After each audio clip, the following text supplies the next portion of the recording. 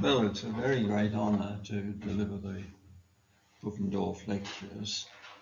This all started when Martin Johnson wrote to me and asked me to give a talk to your undergraduate society. And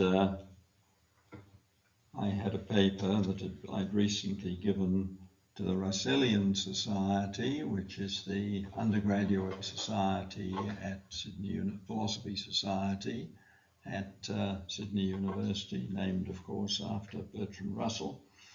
And this talk which has not been published, was originally delivered to that body. Well, where do we have knowledge and where do we fall short of knowledge? If we take this question in a broad and general way, and of course, as a mere philosopher, I can't take it any other way, then I believe that a fairly definite answer can be given, and one moreover, which some important consequences follow for our conduct of our intellectual life. What are the proper foundations for our knowledge? Descartes, as everybody here knows, of course, thought that all he was entitled to start from was his own existence as a thinking being.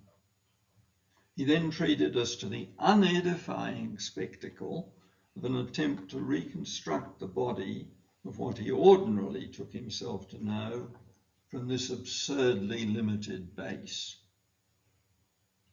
I believe we're only now beginning to recover from the damage done to epistemology that his enterprise fostered. Well, the foundations for knowledge that I uphold are much more extensive and at the same time much more mundane, much more ordinary. These foundations were argued for by the Cambridge University philosopher George Edward Moore in the early part of this recently ended century. Moore spoke of the propositions that he wished to uphold, primarily, of course, against other philosophers, as the deliverances of common sense. Common sense, someone might immediately say, has sometimes turned out to be common error. But Moore was thinking of truisms, obvious truisms of which we can be certain. One of the marks of such truisms is that in ordinary circumstances, it's almost embarrassing to mention them. Here are some Moorean truths, as I like to call them, that apply to us here. We're in Lund University, and that's a city in Sweden. We're human beings.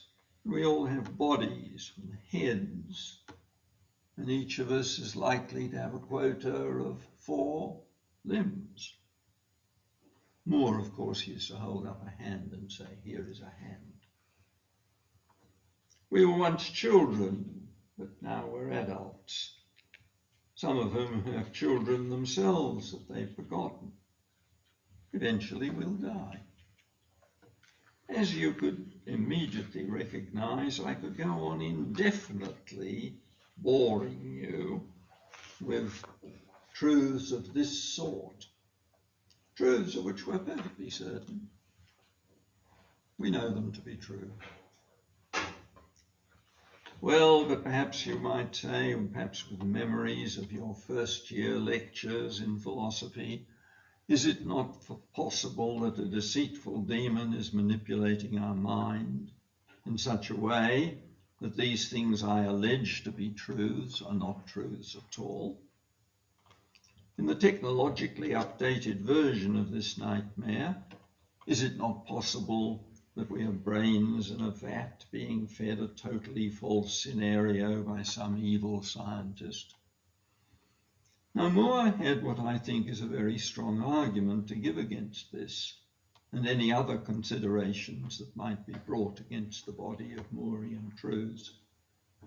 And it might help, perhaps, if we focus on just one particularly fundamental case, the existence of motion. It's one of the most obvious facts about the world that things move, that there is motion. Just to take our own case, it's surely absurd to say there is no crawling, walking, running, driving in vehicles, flying in aeroplanes.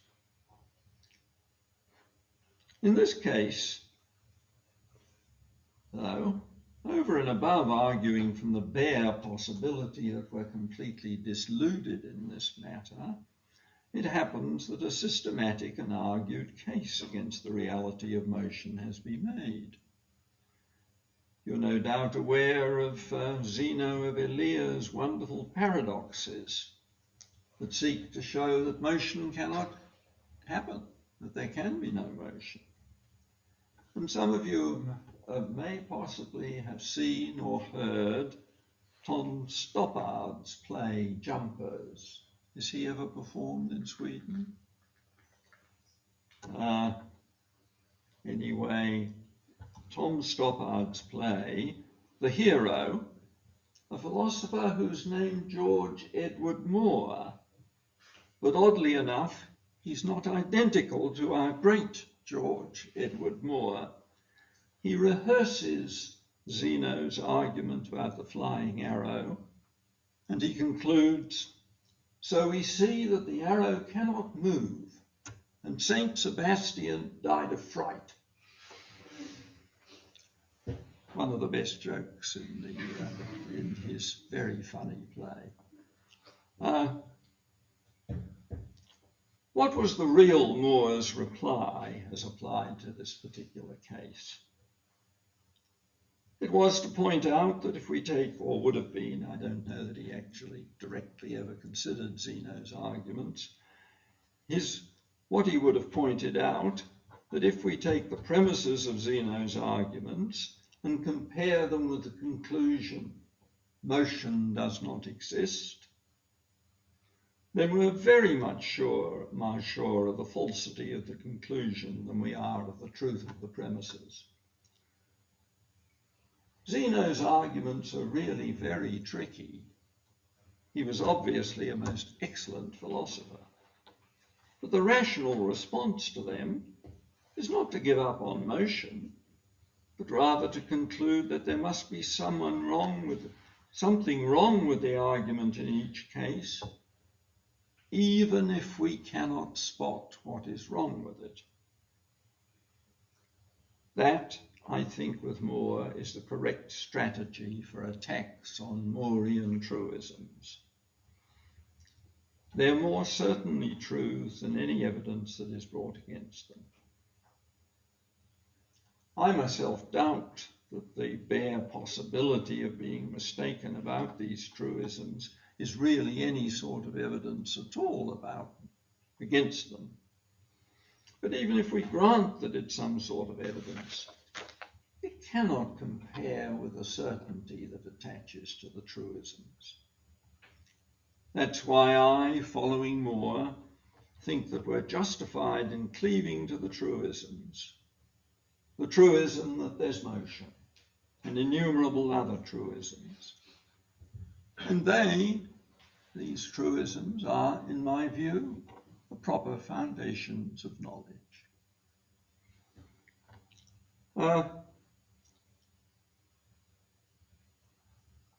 You'll notice that Moore's argument, which I've just repeated, seems to me not, alas, to be itself a piece of Moorean knowledge. Would have been nice if it had been, but it isn't. It's a philosophical argument.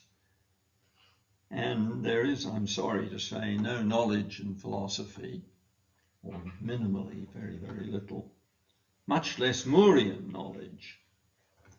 Nevertheless, it does seem to me an excellent argument, even if it is a philosophical one.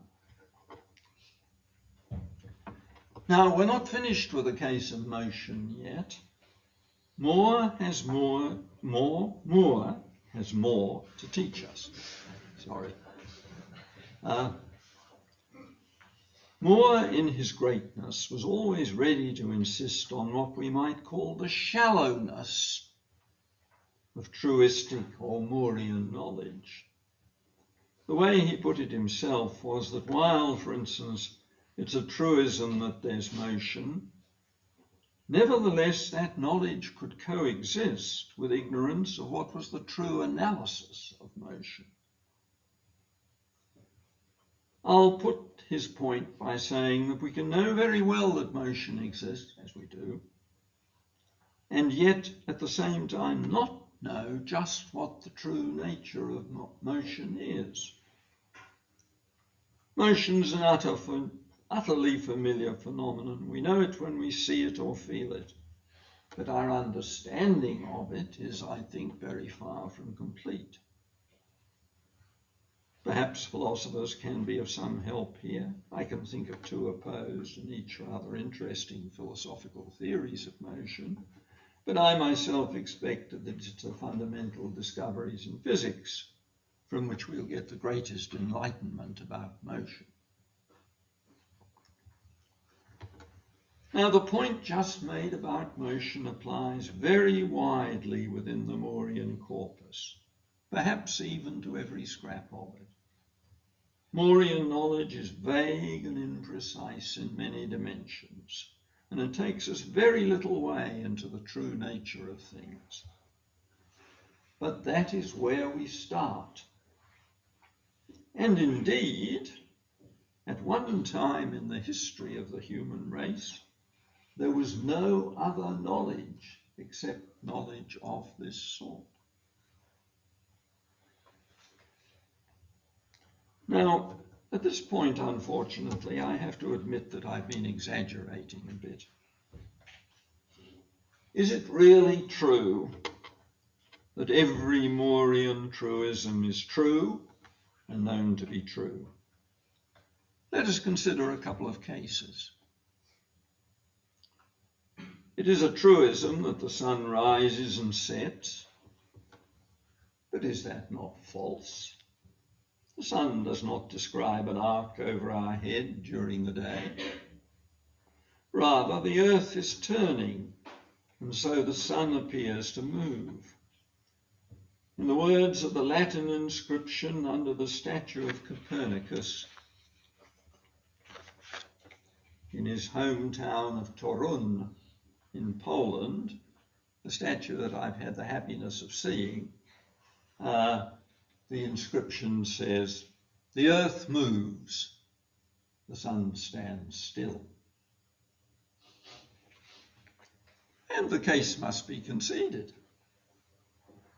But look how little needs to be conceded. What we see really happens. We do see that sun and the portion of the earth on which we live are changing their relations to each other. That is certainly knowledge. But we're quite naturally led by this correct perception to acquire a bad theory about which partner in the relation is moving. And the moral I draw from this is that Moorean truisms may sometimes come encumbered with false theories that later discovery may reveal to be false. But even so, there's a substantial core of knowledge present.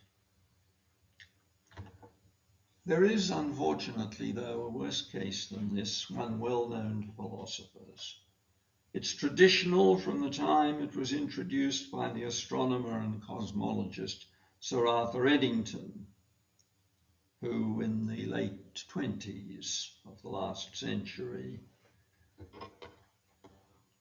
and he pointed out that if we wanted to take the discoveries of physics seriously, as I think we should, then it has to be agreed that a table, for instance, he spoke of a table, and we've spoken about a table ever since, contains far, far more empty space than it contains matter. One striking bit of evidence with which you may be familiar is known. A beam of electrons can be shot through it and the beam will go perfectly straight. Collisions of the beam with any of the matter of the table are extraordinarily rare affairs. In general, the beam will go straight. Only very occasionally will there be a deflection.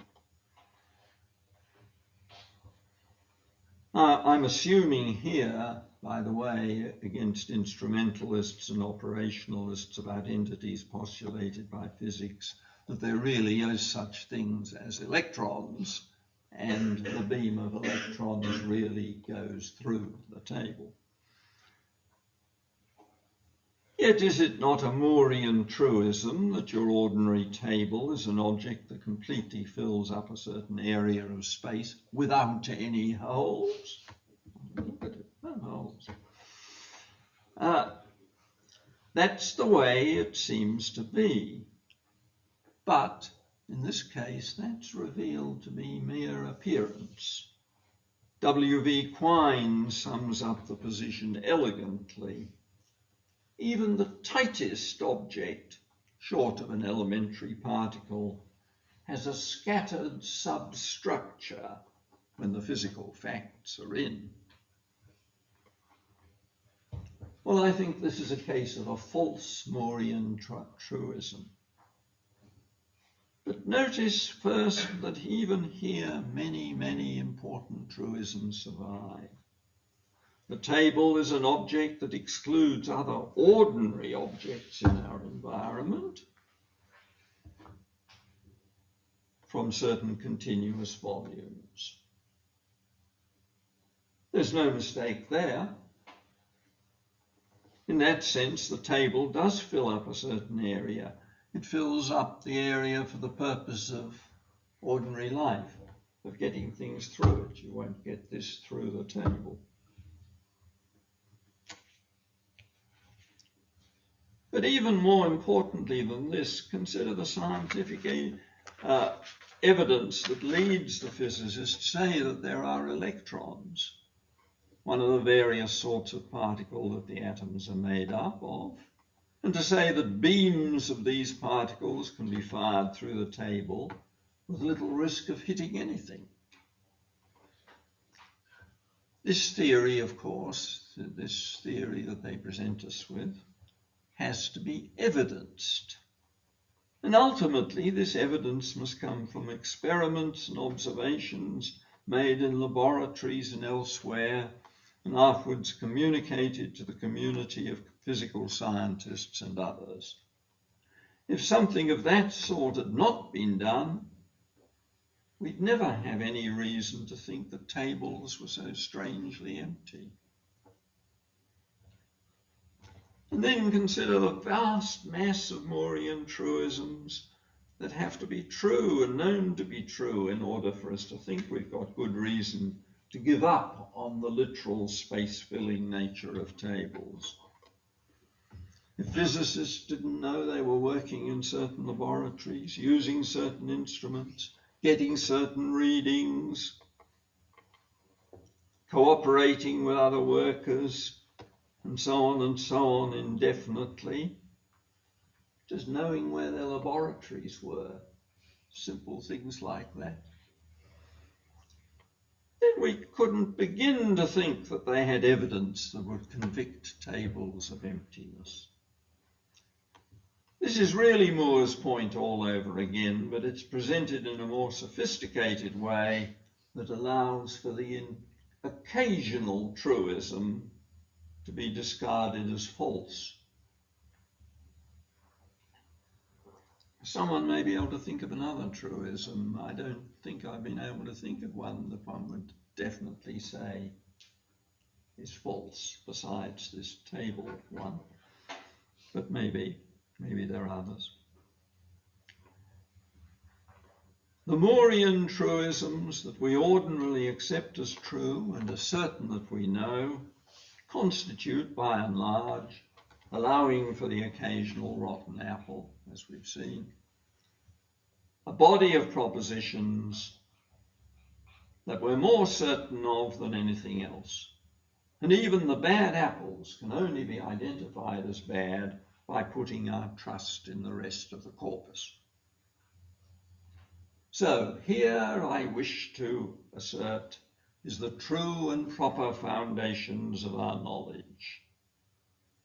And as I've already said, till quite recent times, until the last few thousand years, that was all the knowledge that anybody had. Just commonsensical knowledge of themselves and things around them, animals and trees and stuff.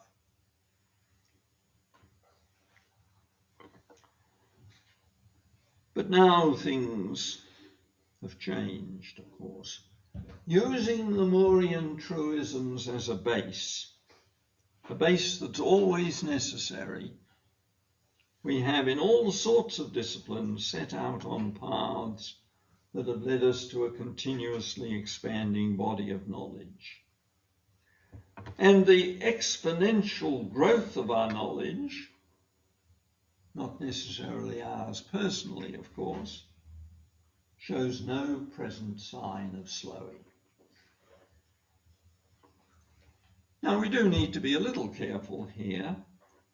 There's plenty that's controversial and unsettled in the sciences. That's one of the things that make them so fascinating. In these controversial matters, there can be no more than degrees of rational belief. To go to the assured knowledge, you have to go to the boring bits. Boring within the sciences in the way that the Moorian truisms are boring in ordinary life. Here's something that's come to be known within the last 2 centuries.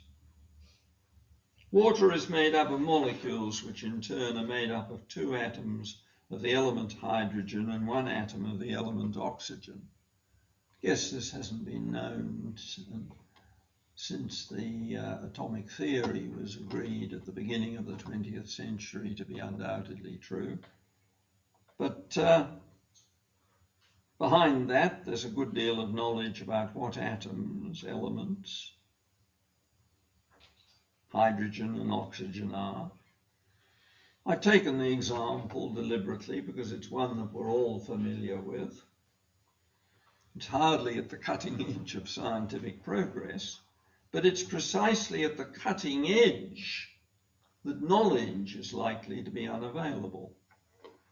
But anyone who has a good grasp of any established scientific discipline will be in possession of a huge amount of non-Moorian knowledge. Now, there is an old, and I myself think good, distinction between the rational and the empirical sciences. The rational sciences are mathematics and logic, and I'll just talk about mathematics. They're dubbed rational because they are developed, as we philosophers say, a priori. That's to say, there is no appeal, or at worst a minimal appeal, to experience. Characteristically, you start from premises, which are often quite simple, and you advance from these to conclusions without any appeal to observation.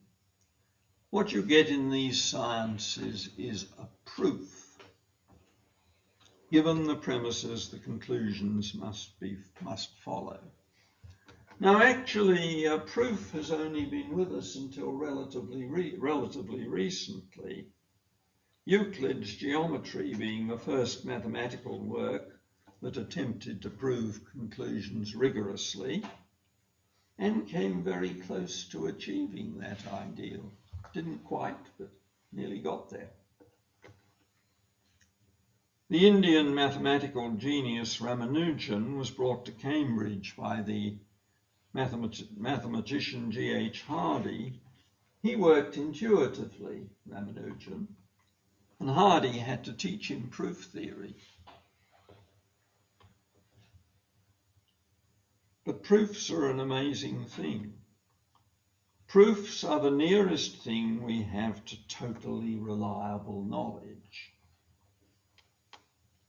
In the last decade, the first attempted proof of that famous problem, Fermat's last theorem, that was produced by the English mathematician Andrew Wiles, this proof turned out to be flawed when examined by the experts. But he went back to work with a collaborator and eventually got it right. The experts checked it, and it was a genuine proof. At that point, as the racing commentators say, you can put down your glasses. The horse has won. We know now that Fermat's conjecture is true. We don't know how to do the proof. Very few of us know that, but it's been done. And it can be added to human knowledge. And mathematics and mathematical proof now advances continually on hundreds of fronts. With each proof, we can add all these advances to the store of human knowledge. Philosophical mysteries, of course, remain. What is the metaphysical status of numbers and the other entities with which mathematics deals? Is there a mathematical realm set apart from the realm of nature, as some great thinkers, including relatively recently, the great mathematician Kurt Gödel, have believed? Or is some more down-to-earth, down-to-space-time account of mathematical reality correct? Again, there's a mystery lying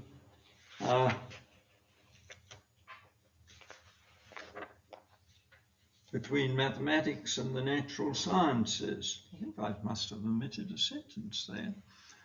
What Eugene Wigner called very neatly the unreasonable effectiveness of mathematics in the natural sciences. Why does mathematics work so well in unlocking secrets of the physical world? I don't believe anybody knows the answer to these questions, though some people have some theories. So that doesn't matter, though. We have got proofs. We've got proofs in mathematics, and they're continually delivering us new knowledge, even if we don't quite understand why we are getting knowledge in this way.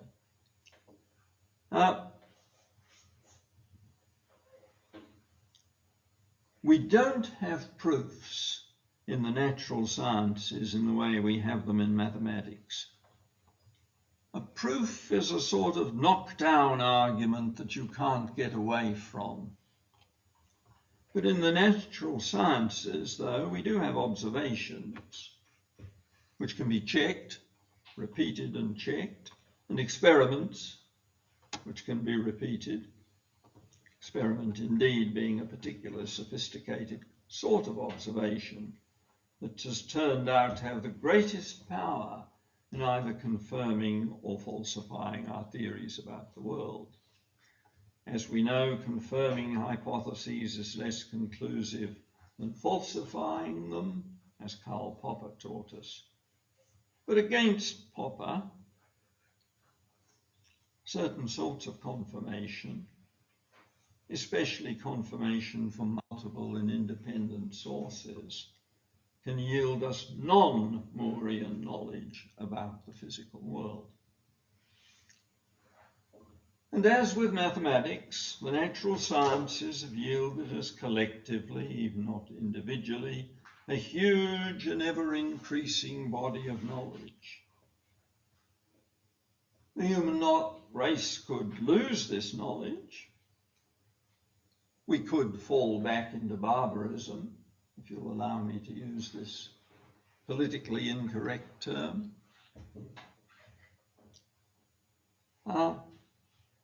If things go very badly for us.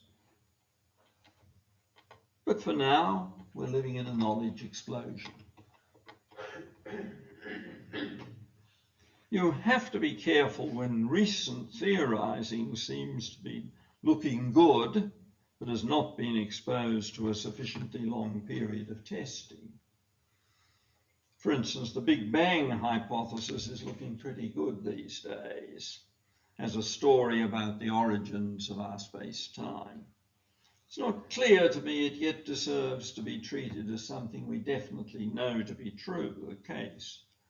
But providing you stay behind the frontiers of advancing science, claims to knowledge look pretty good.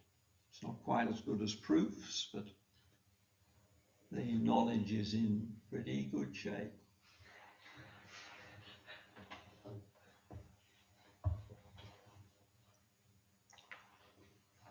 So at this point, I'm in a position to put forward my hypothesis about the scope and limits of human knowledge.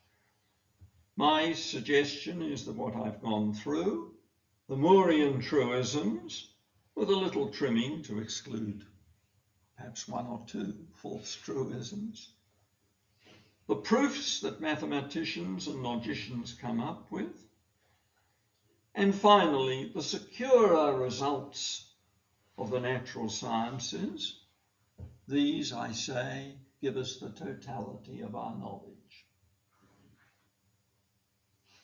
Philosophy, religion, the pronouncements of mystics, other systems of beliefs may be fine things to have and to engage with, but I suggest none of them contain anything beyond belief. Or to be on the safe side, if they do contain any knowledge, it's not reliable knowledge in the sense that it's not socially identifiable in the way that knowledge in the rational and the empirical sciences is identifiable. For instance, just maybe you know that God exists, or just maybe I know that God does not exist.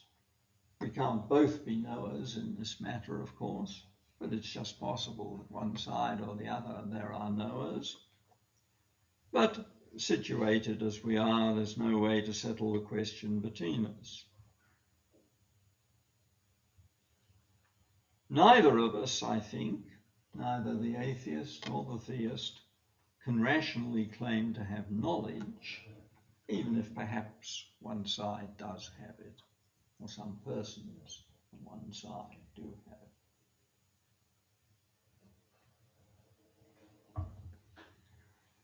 Now, at this point, it's important to say something about belief that falls short of knowledge.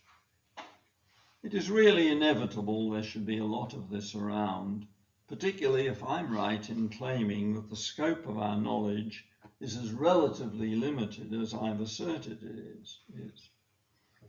If you consider much of what people believe, say about their family and the rest of the people they know, their views on social and political matters, their views on religion, it's easy to see, at least in the case of other people, if not so easy to see in one's own case, that temperament, upbringing, social environment, and so on, determine one to believe all sorts of things that, even if they happen to be true, far outrun what one can count as knowledge.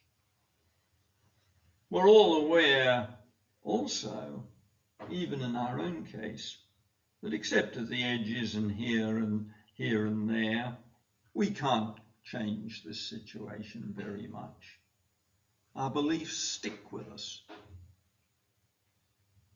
But not only are we stuck with many beliefs that fall short of knowledge, but this situation is not in every way a bad thing. This is clearest in the sciences.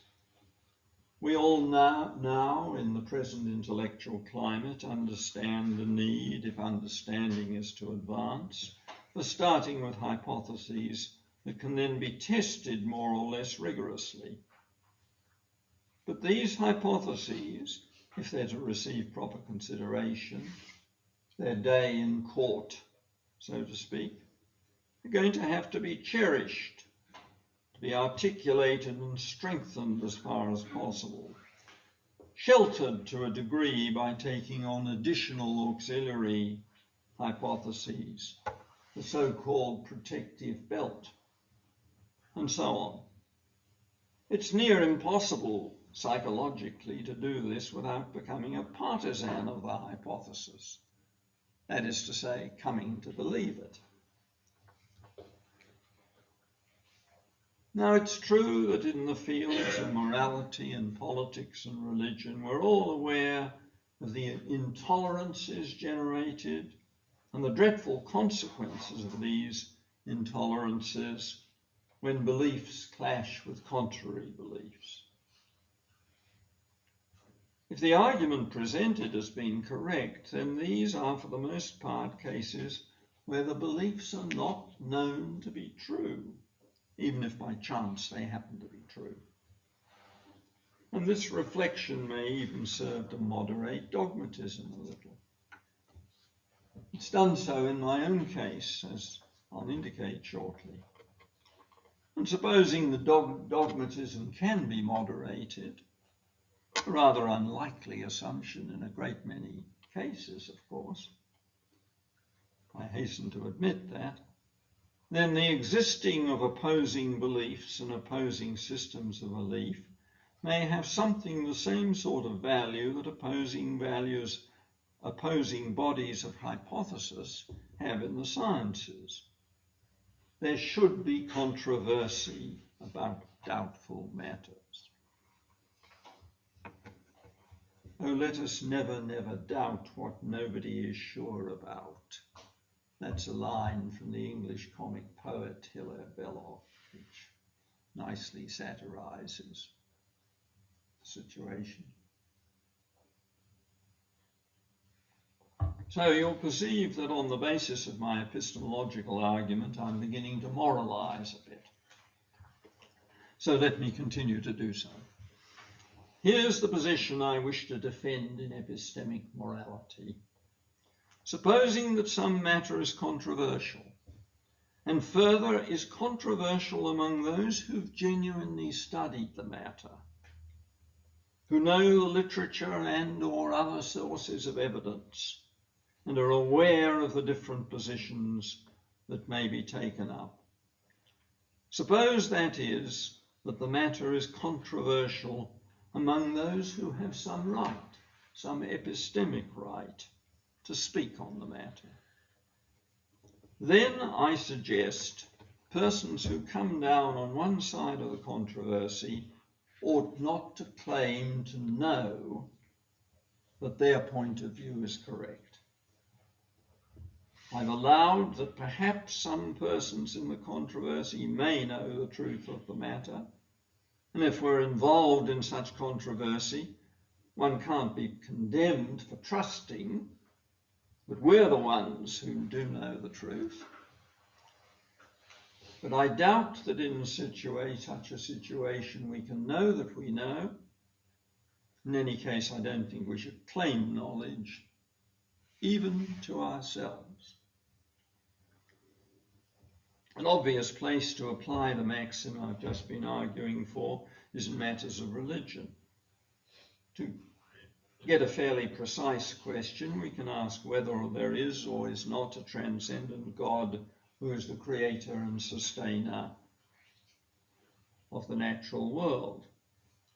I myself do not believe in God, and I've always thought that, although the question can't be settled definitively in this life, there's not much of a very good case for the existence of such a deity. And that remains my position. But what should I think if I consider the question in the light of the epistemic principle I've argued for in this lecture?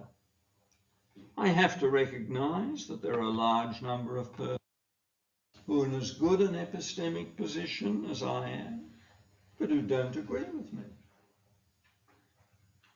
Some of them are philosophers. They've thought about the matter, gone over the familiar arguments, pro and con, and have studied the literature. They're certainly as intelligent as I am, In some cases, I'm able to recognize more intelligent. There are, furthermore, plenty of natural scientists, of logicians and mathematicians, all of them at least as rational creatures as I am, who find themselves in disagreement with me on this matter of religion. I must conclude, therefore, I think, that I don't know the answer to the question, does God exist or not? As a result, I feel compelled to lace my atheism with a degree of agnosticism. I ought not, I think, regard the matter as settled. And at this point, I can't forbear telling you about the joke made by the Cambridge philosopher C.D. Broad, active in the earlier part of the 20th century, a great fan of Sweden, by the way, for reasons that I won't go into here. He was inclined to think that there was some, by no means conclusive, reason to think that there was life after death. And he concluded a very judicious discussion of this matter by saying, we must just wait and see, or alternatively, not see.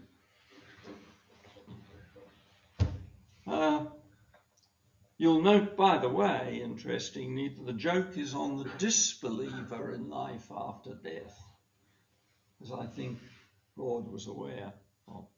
I mean, supposing the disbeliever in life after death to be right, and supposing him to be right, he never gets to discover that he's right. He or she is right.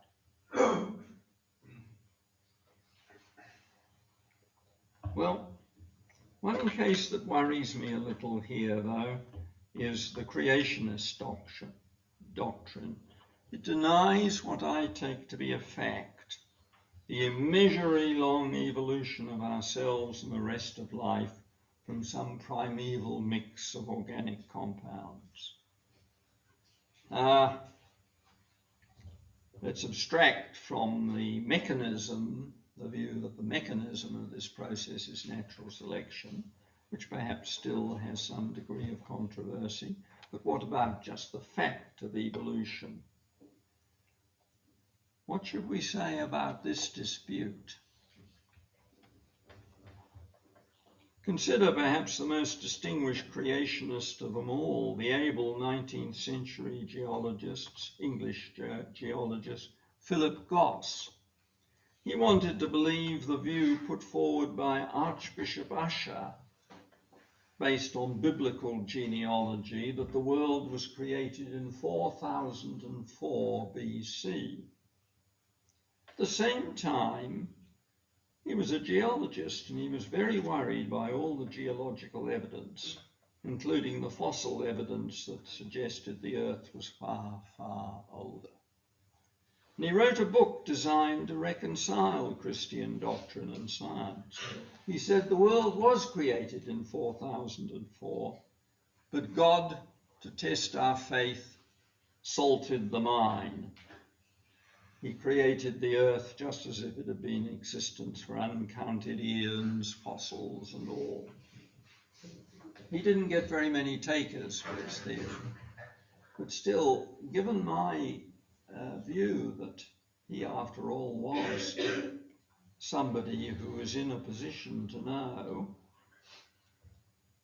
the evidence for and against and so on, what should I say about him? What should one say about Goss's hypothesis, say at the time it was put forward? He seems to meet my criteria for granting the matter to be a disputable one. That's why the case worries me. It is a hard case for me, and I don't really know what to say. Can I weasel out by saying that principles like mine will always involve hard cases at the boundaries, and hard cases, as the lawyers say, make bad law? I don't know. I leave that as unfinished business. Thank you very much.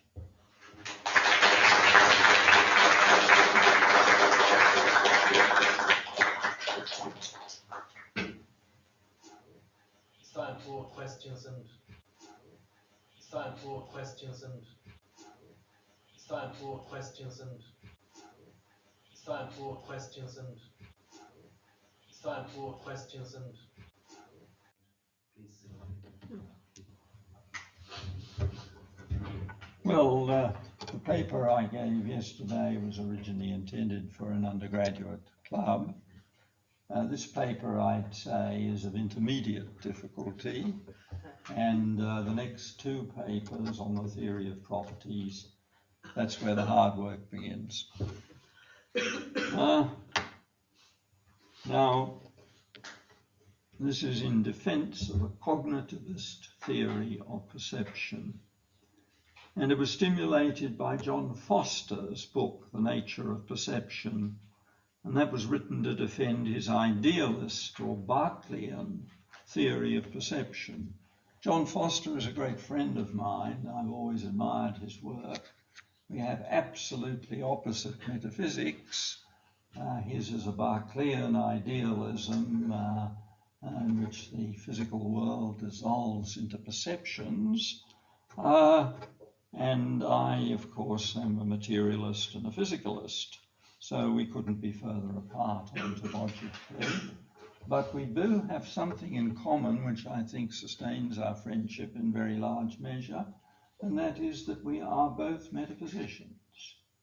We're both interested in what there is. And compared to that, it's a relative detail between Berkeleyan idealism and naturalist physicalism. Now, one view that in his book came out in 2000 that he's concerned to reject is what he usefully calls the cognitivist theory of perception. And I'm named as one of its defenders. His critique of the theory serves me as a good starting point and a stimulus for a new defense of the theory. Now, in work done a long time ago, in books in 1961 and 68, I argued that in the central cases, at least, of perception, are nothing more than the acquirings of beliefs about the current state of our environment. The environment here should be understood to include our own body, and in a small little book in 62 and also in 68, I argued that bodily sensations are to be understood as bodily perceptions. Chapter 15 of the 68 book, this was a materialist theory of the mind, I went on to argue for the inner sense account of introspective awareness, consciousness, in the most important sense of that difficult concept.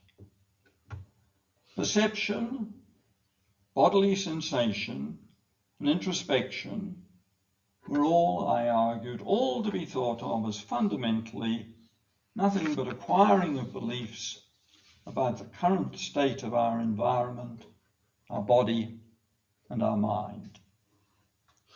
The acquiring part, by the way, I think I got from Ryle, though I'm not clear what the source is. The important thing, of course, is what it is that is acquiring, that is acquired in perception. But that perception is an event of acquiring is, I think, a most useful idea. Certainly not mine, I think it's Ryle's.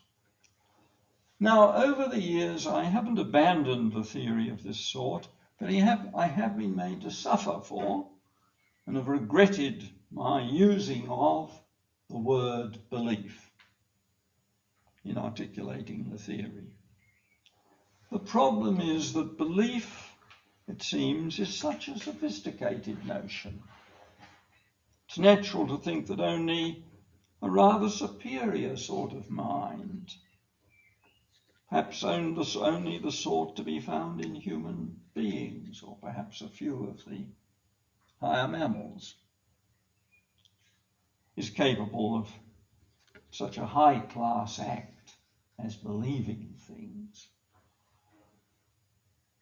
But But perception, of course, occurs in very low-class organisms indeed. Do evolutionary primitive insects, just some little bug or an ant or something like that, do they have beliefs? Well, it's pretty hard to believe. So I understand my critics here and think they had a point.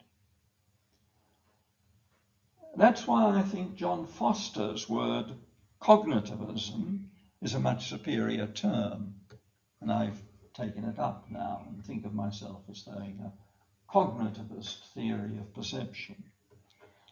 I regularly use the, what are we to substitute for belief? I'm not completely sure. I've taken to using the word information these days, as does Foster when he's discussing the theory. That already sounds rather better, suggesting as it does information theory, whose key concept is the reduction of uncertainty.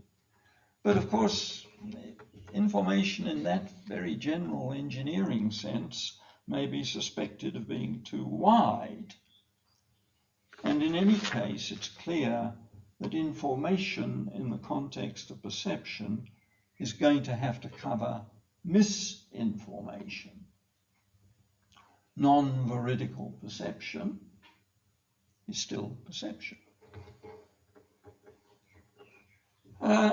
Something else that may also sound rather bad at first hearing, but may actually be helpful in articulating the cognitive theory, is another idea which I've also put to myself at times, that which is inquired in perception is a propositional state.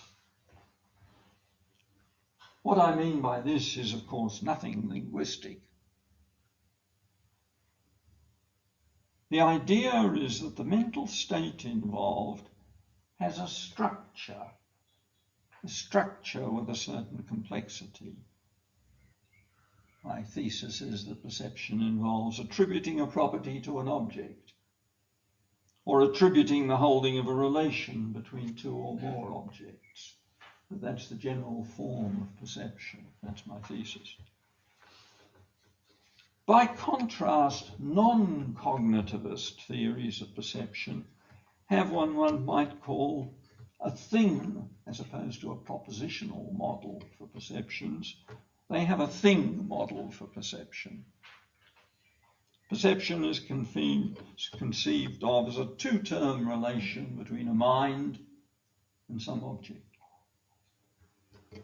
But because of the need for any theory of perception to give an account of perceptual illusion, thing models rather naturally lead to the postulation of sense data, which I reject entirely.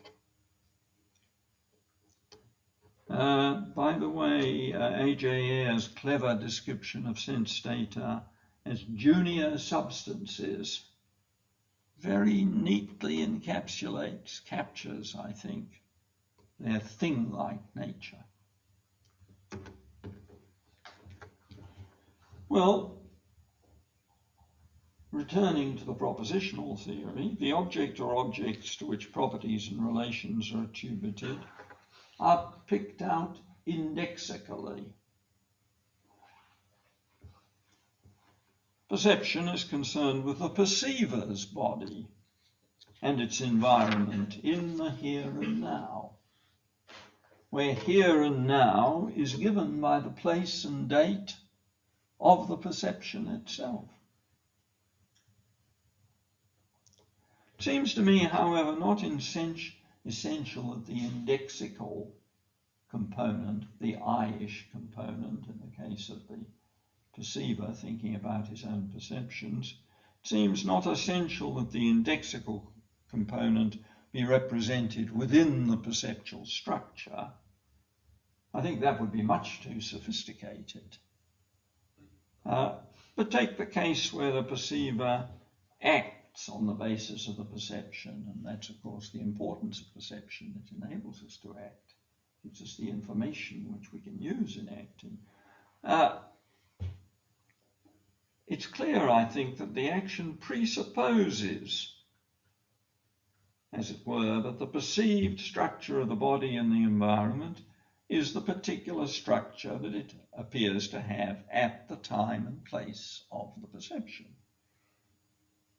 Consider a device that is at a varying temperature and whose output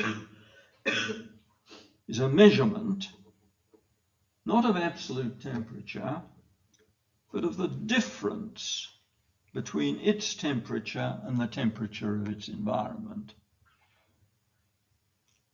There's something indexical, you can see, in its output. It reacts according to, it may cause the device may take certain action. Action designed, say, to minimize the difference between some set temperature and the temperature that is registering in the device. And the non-relative temperature of the device is not actually represented in the output. And the indexical character of perception, therefore, need be no more than is found in such a device, I think. So it's a very simple sort of indexicality, the sort of indexicality you'd have in a simple temperature regulating device. In perception, as I see it, properties and relations are attributed to objects. But the structure in the mind that's acquired when we perceive won't literally have these properties and relations. In some early Greek theories, you know, an actual sort of simulacrum of the world got deposited in your mind, an actual picture, as it were. So there's going to have to be in the mind a mere representations of the sensible properties and relations. And it's this that leads me to say, perhaps some will want to disagree with it, that perception involves the employment of concepts. Concepts of these properties and relations. The properties and relations are out there, including, of course, in one's body. And what you get in the mind is concepts of these properties and relations. Since most perceivers are quite incapable of language, or think of all the perceiving creatures, plus the babies, human babies and so on, and they're quite incapable of language, young babies. This means that we ought, given a cognitivist theory of perception, to accept, I think, the reality of non-linguistic concepts. That at any rate be my argument. Now, if you get very worked up about this and thinks the word concept shouldn't be used there, the concepts are very dignified things, only really dignified animals like us could entertain, then I'm prepared to compromise with you, and I'm prepared to say something less, that what the perceiver must have and what figure in perceptual structures are discriminative capacities. Each perceptual representation, I say, of a property or relation involves a discriminative capacity. A capacity to discriminate regularly in behavior, I take it. That's the fundamental case, I think, between an object's having or lacking the property or the relation in question. Not an infallible capacity, of course. There are no infallible capacities. This logical tying of the perception of sensible qualities and relations to action is very important, I think. and seems essential if the problem of marking off perception from other perception-like mental activities, such as imagings, if that's to be achieved.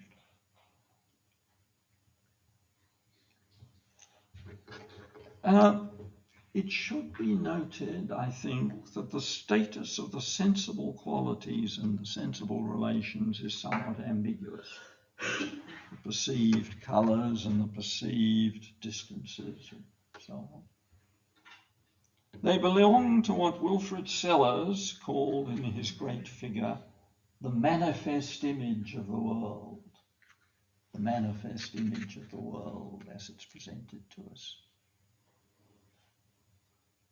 Some of us would want to go with Sellars and devalue these properties by comparison with the true, or perhaps at least truer, properties of the scientific image of the world as it's being painfully articulated. That was Sellars' great contrast between the manifest image of the world given to you by perception and the image of the world that science is beginning to give us. And there are all sorts of differences, of course.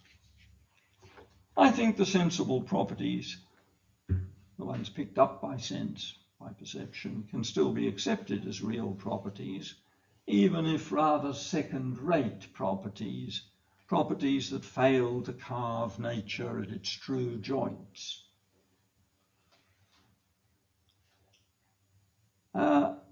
And it's true also that our empirical knowledge begins with perception, and perception, and therefore the manifest image, is actually the ultimate court of appeal in the testing of the theories embodied in the scientific image. In the end, you've got to go and look at a pointer or look at a dial or make a measurement or something. You've got to do it perceptually in the end. I still think that though this is a puzzling and somewhat paradoxical situation, I nevertheless think the scientific image can work away from the manifest image at a number of points. And in particular, a certain critique, a certain purging, if you like, the political metaphor, has to be conducted against the properties and relations found in the manifest image. But I can't, of course, defend that position in any depth here, but that's a position I would defend. If we can somehow advance from the perceptual, the manifest image of the world given to us in perception, to the true nature of the world, which doesn't completely correspond to the perceptions. Various points now arise. Consider again this propositional structure of concepts, or if you don't like the term concepts, discriminative abilities. The structure attributes something to the world. I'm inclined to say a certain state of affairs, or perhaps a fact in the way that Bertrand Russell used the word fact. The attribution may be veridical, or it may be non-veridical. And this last remark should make it clear that mental states are intentional states. They're intentional states. Intentional with a T. Is any sure? Oh, yes, thanks.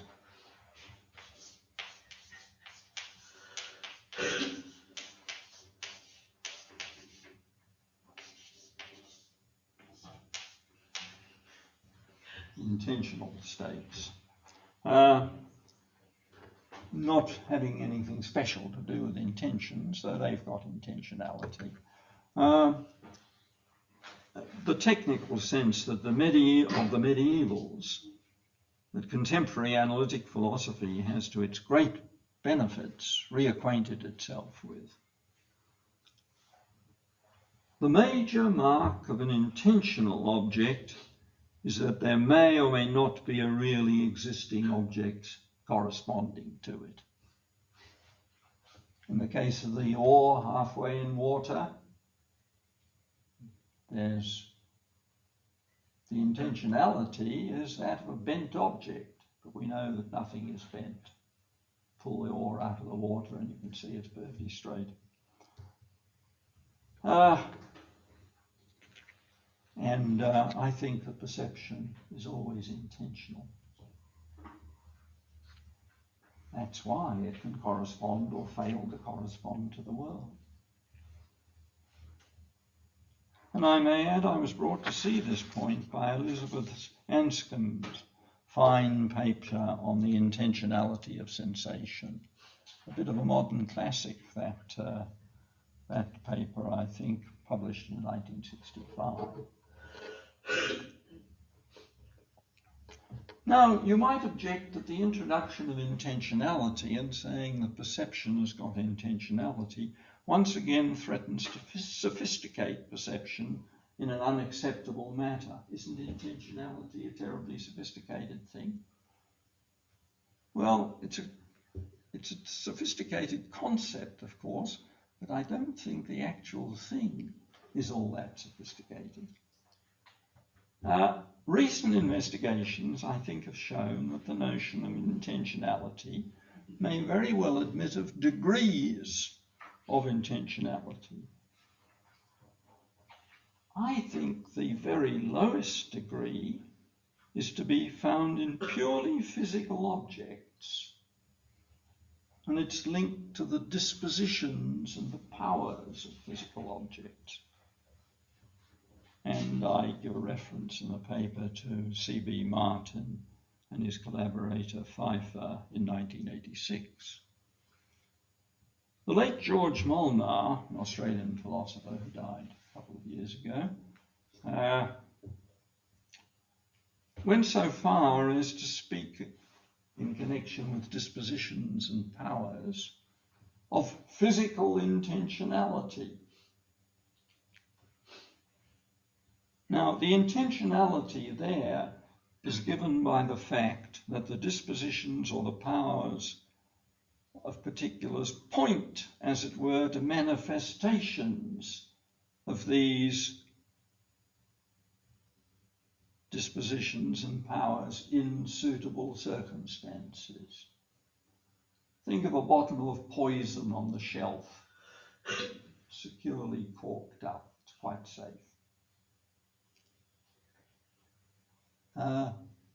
It's still got that power to kill. And you can think of that, and Molnar wanted to think of that as a very, very primitive sort of intentionality. It's pointing to killing in suitable circumstances. I don't think we mean anything particularly metaphysical here or spooky. It's not that really it's somehow alive and got a mind. It's just got the very lowest degree of intentionality, because the manifestation may or may not occur. More and more sophisticated intentionalities can then be found, particularly I think in the goal-seeking and feedback mechanisms that are to be found in the organic world, in the cell.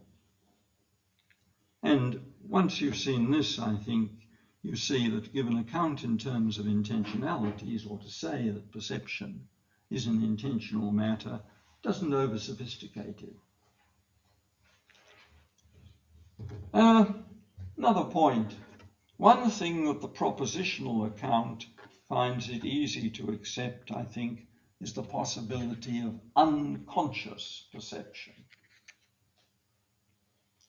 Why should we not acquire cognitive structures of a certain sort that represent, or sometimes misrepresent, certain features of the current state of our body and its environment, representations that can then be used to steer conduct, yet be introspectively quite unaware of what is thus acquired?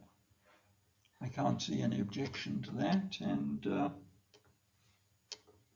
there seems to be mounting evidence that there is perception of this sort. Mounting evidence from the psychologist. And indeed, since introspective awareness is presumably the privilege of relatively few, only of the perceivers that the animal kingdom contains, should we not expect unconscious perception to be the norm? To be the first, I think, anyway, and might even be thought of as the norm rather than that very sophisticated sort of perception that we have where we can actually be conscious that we're perceiving. Of course, we're discussing the topic. You are all now, unless you're asleep, of course, which can easily happen in philosophy. I don't blame anyone for going to sleep in philosophy. You all are not only perceiving, but you're aware that you're perceiving. You have introspective consciousness of it. Well, a matter that considerably exercises John Foster, and which he thinks is a difficulty for cognitivist theory, is something I've already touched on, the marking off of perception from the having of mental images. Imaging is often involved in the memory of events. If you remember your breakfast table this morning or something like that, very likely you will have, most of us would have a visual image. Is there anyone who doesn't have a visual image of their breakfast table? If you're lucky enough to have some breakfast in this underprivileged society.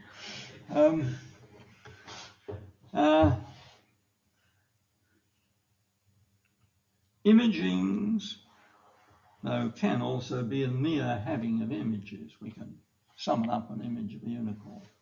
Summon up an image, if you would, just of a unicorn now. You've probably got a visual, some sort of visual-like phenomenon. And how do you mark that off? There's no doubt, as Berkeley and Hume in particular made clear, that perceiving and imaging resemble closely. And if the cognitivist theory of perception is correct, then I think it becomes also clear that imaging will have to involve some sort of second-hand mobilization of the very same concepts or discriminative capacities, if you prefer, that are found in perception. But at the same time, Berkeley and Hume and others didn't have great success in marking off perception from imaging. As I've already said, the special link that perception, real perception, has to current action, a link that's lacking in imaging, is very important and close to the essence of perception, I think. But if we try to make the link to action part of a strict definition, counter-instances, possible counter-instances, can rather easily be produced. So I don't know what is the answer to the exact difference between perception and imaging. But at the same time, I don't think for us philosophers that the problem is too important. It does seem important if you think the problem has got to be solved purely by philosophers using the method of conceptual analysis, just thinking about things. It then becomes a problem, as I've said, that nobody's yet been able to solve, I think. All the suggested conceptual marks have embarrassing counter-instances. Things like eidetic imagery, for instance, it's very strong in children, is extraordinarily like perceiving, and yet it's still actually just imaging. Good eidetic imager, can summon up an image of your coat, and if it's, say, a coat with buttons, can read off the number of buttons in absence, the person's not there. They can bring the image back.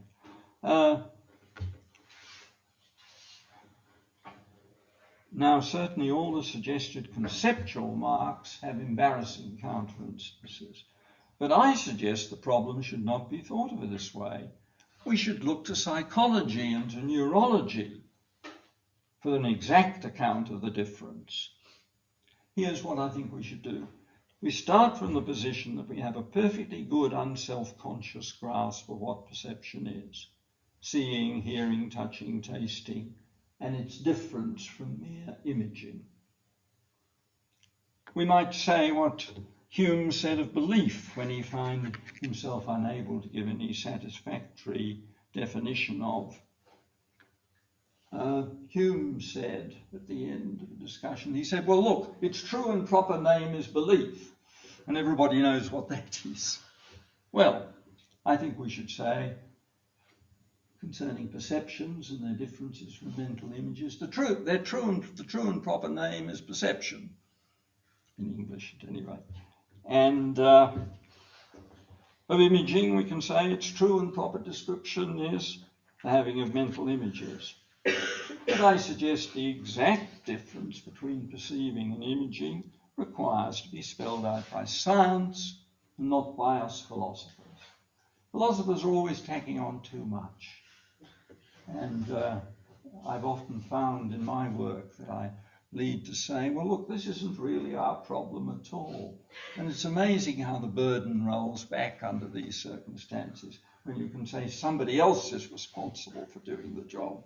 Well, I think somebody else is responsible for the job of telling us the difference between perception and mere imaging. We know the difference practically, and we can point to it, and we sort of know it when we meet it, but we don't have to give a definition, and I take it that a sophisticated account will eventually come from neurophysiology, perceptual theory, whatever. Not our responsibility.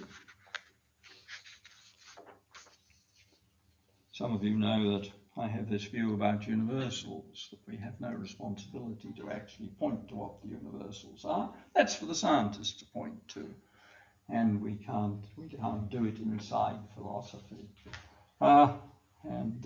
Here's another case where we can turn the problem over to someone else. This is what philosophers are always doing.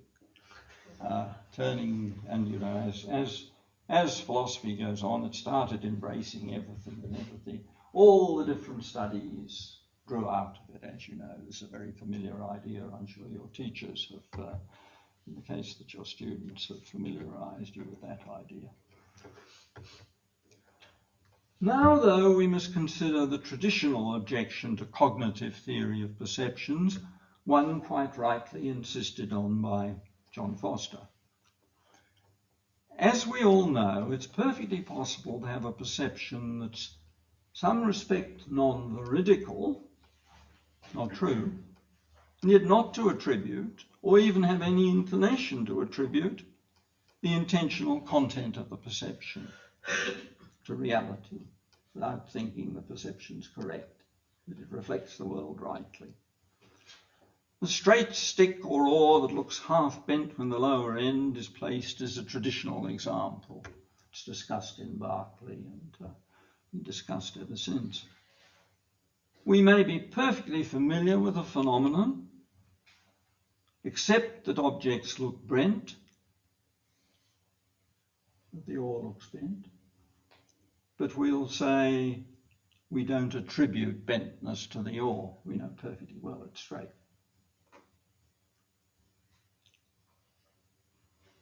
And this case not only constitutes a difficulty for cognitivism and perception, but perhaps also casts some doubt on the alleged link between perception and action. There is, of course, a true counterfactual involved. We have independent good reasons aside for perception for thinking that the oar is really straight. Or Macbeth has reasons for thinking that the hallucinatory dagger isn't there. Can't clutch it, for instance, as he says. But if we didn't have these reasons, we'd have attributed bentness to the oar, or Macbeth would have attributed physical reality to this dagger.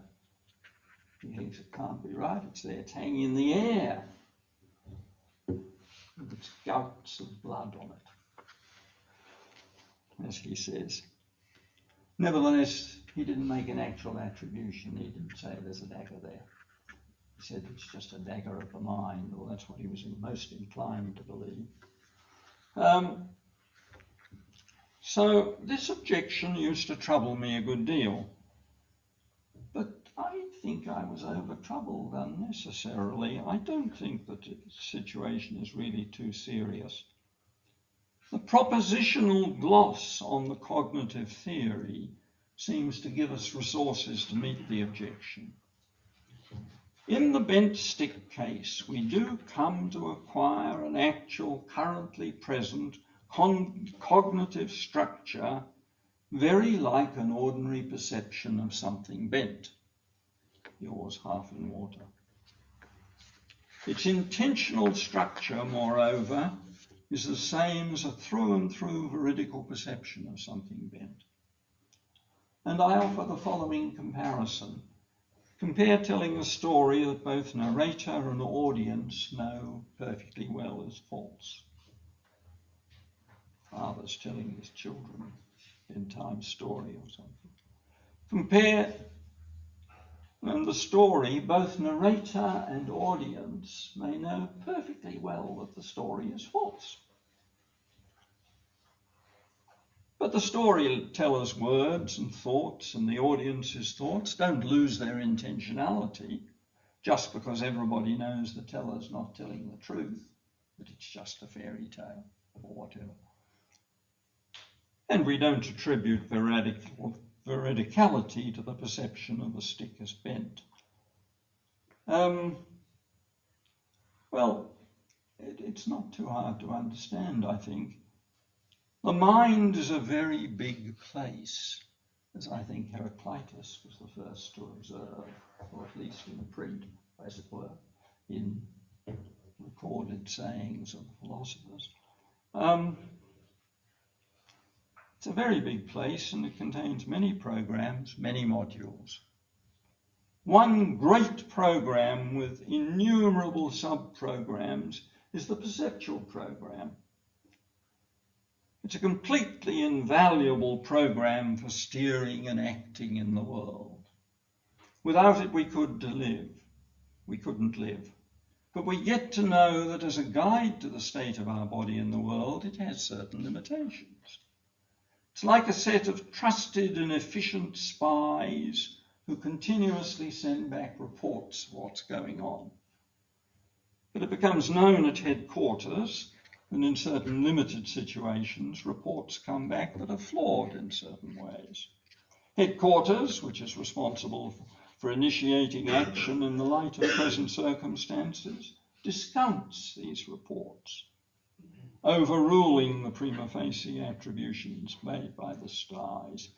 By the way, there is something particularly compelling about perception, a perceptual illusion, and may have helped to account for what I take to be the false doctrine of sense data.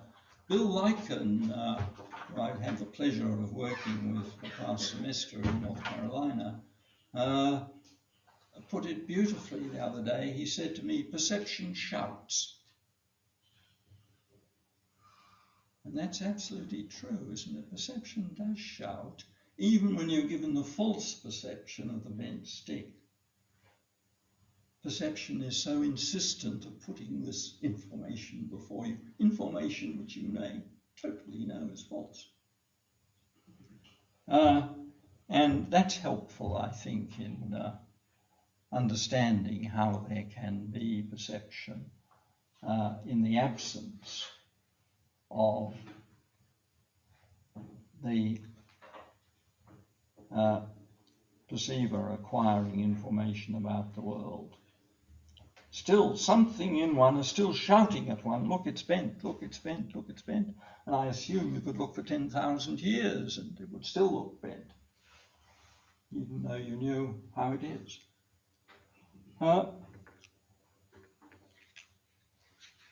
Well, we now then come, and this is the end of this paper, to the most serious of all the objections to a cognitivist theory of perception, one which I think John Foster would also, like me, put the most weight. And it may be called the argument from the secondary qualities. These qualities being, as you know, I'm sure, being the qualities of colour, of sound, of taste, of heat and cold, and perhaps certain other qualities associated with bodily perception. Foster argues with a good deal of plausibility, I think, that our ordinary conceptions of these qualities involve a contradiction that's not easy to resolve. The first point is that as a matter of phenomenology, these qualities belong in the physical world. They characterize physical objects or physical phenomena. I suppose the clearest case is surface colour. The colours, including white and black, when they characterize surfaces, seem very clearly to be intrinsic, non-relational properties. That vivid red there. They seem to be a non-relational property of your jacket, just there, painted on, as it were, as people have sometimes said. The colours seem to be painted on the world. That's just a metaphor, of course, but it gets something.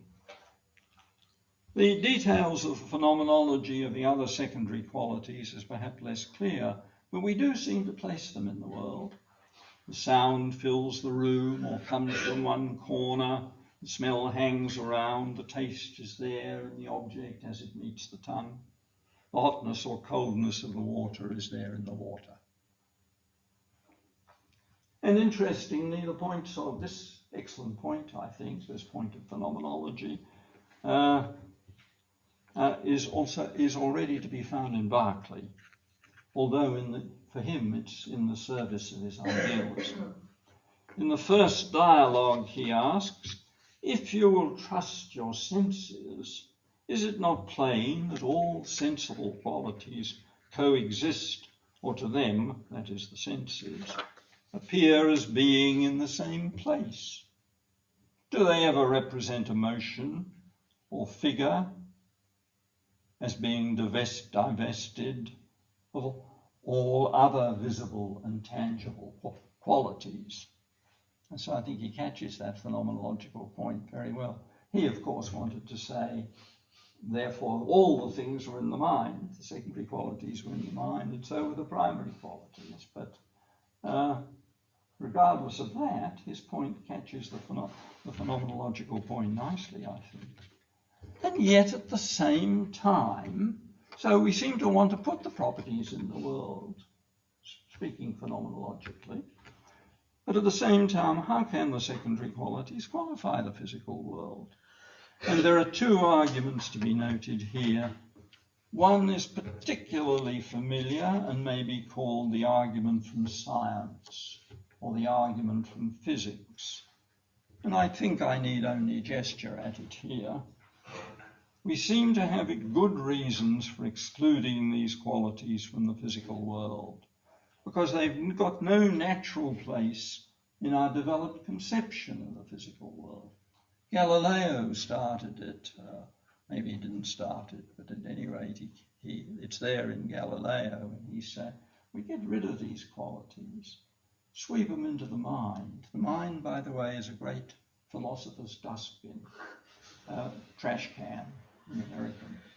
I don't know what you call it, but something in Swedish, presumably. Anyway, if you're getting trouble with an entity, declare, oh, it's just mental, And that really is using the mind as a rubbish bin or a trash can.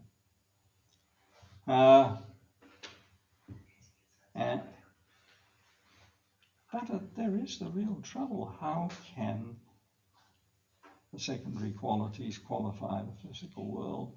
Well, the argument from science says, look, they've got no natural place in the physical world. You don't need the sounds as well as the sound waves. You don't need the colours as well as the light waves. You don't need the smell as well as the smelly molecules, etc., etc., etc. And that seems to me a very strong argument in many ways. But Foster doesn't put weight on this argument.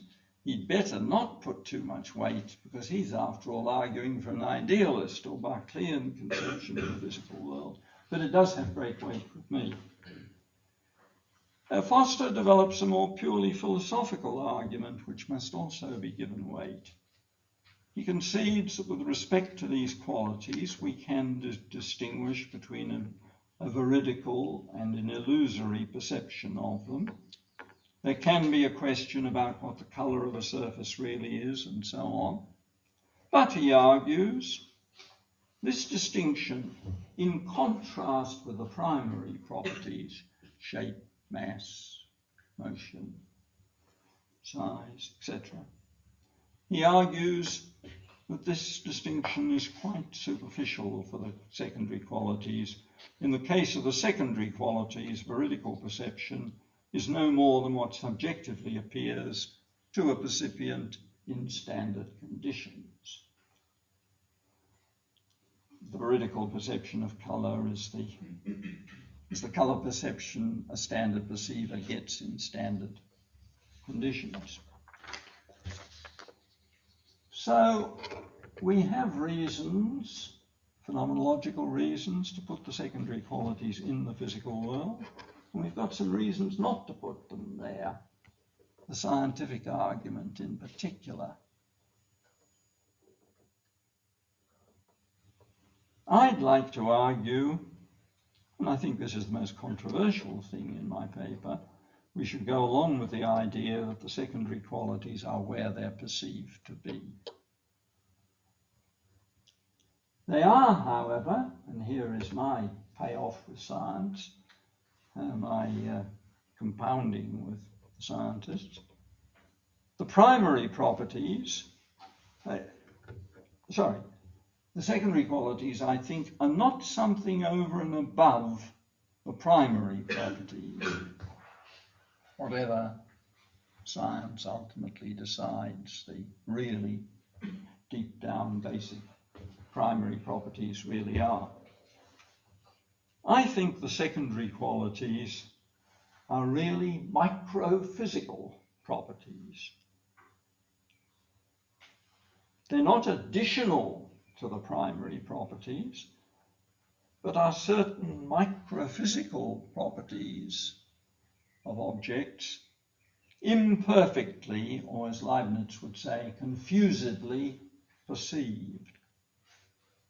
If that can be made plausible, and it's a controversial question, it will then be seen that the argument from physics becomes no objection. And I think Foster's argument could also be met if these microphysical identifications can be made. And it's surprising, I'm surprised to discover that this realistic reductionism,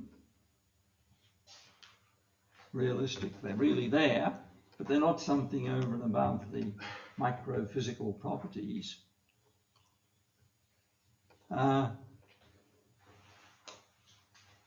Finds its best classical upholder in Leibniz, of all people, for whom the physical world is no better than a well-founded phenomenon. And the best quotation I've found is from his new essays on human understanding, commenting on Locke's essay. Those essays were written, they were never published. Well, practically nothing of Leibniz was published in his own lifetime, I think, except the monadology. And these new essays on human understanding were a detailed and most interesting commentary on Locke's essay, which some of you may be familiar with. Locke had argued, for instance, that there's no resemblance between pain and the motion of a piece of steel dividing our flesh. But Leibniz says, just about this point, it is true that pain does not resemble the movement of a pin. But then he goes on and says, but it might thoroughly resemble the motions which the pin causes in our body, and might represent them in the soul. And I have not the least doubt it does.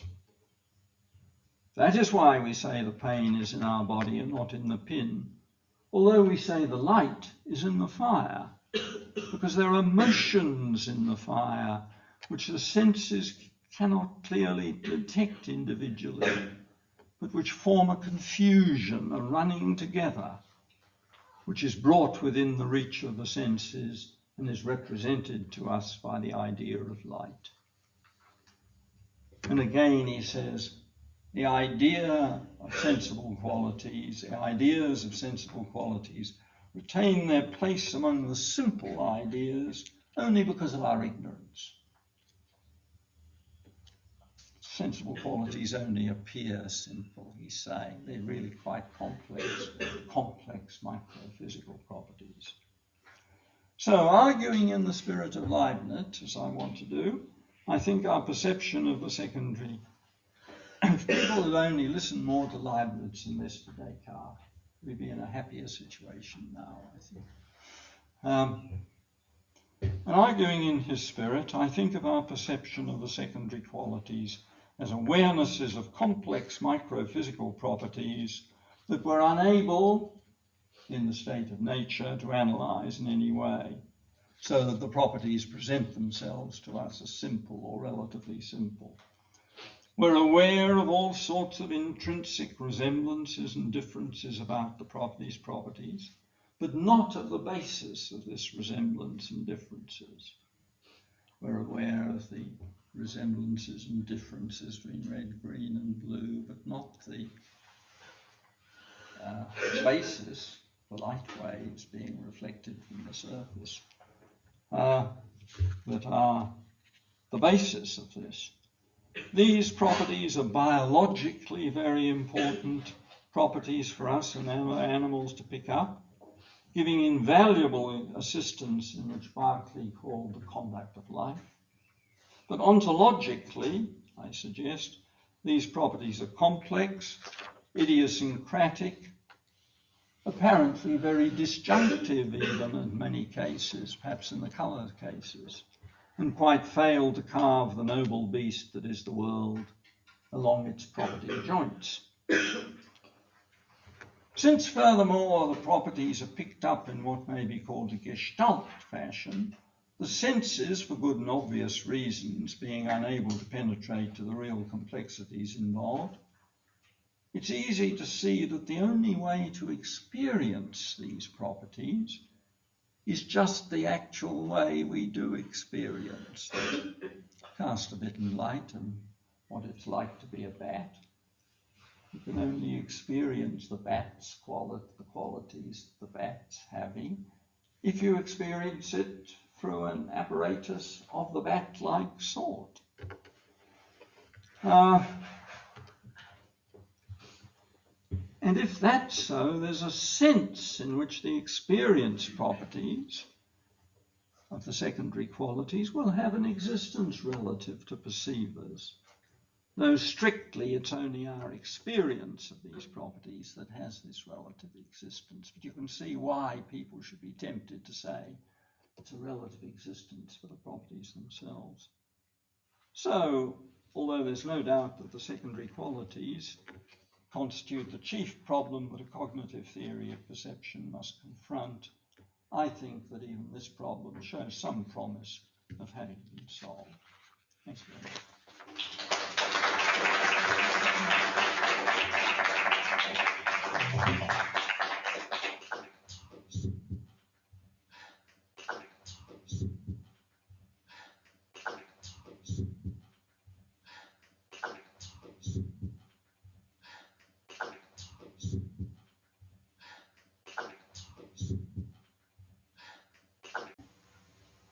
Well, I've actually now called this paper Particulars Have Their Properties of Necessity. And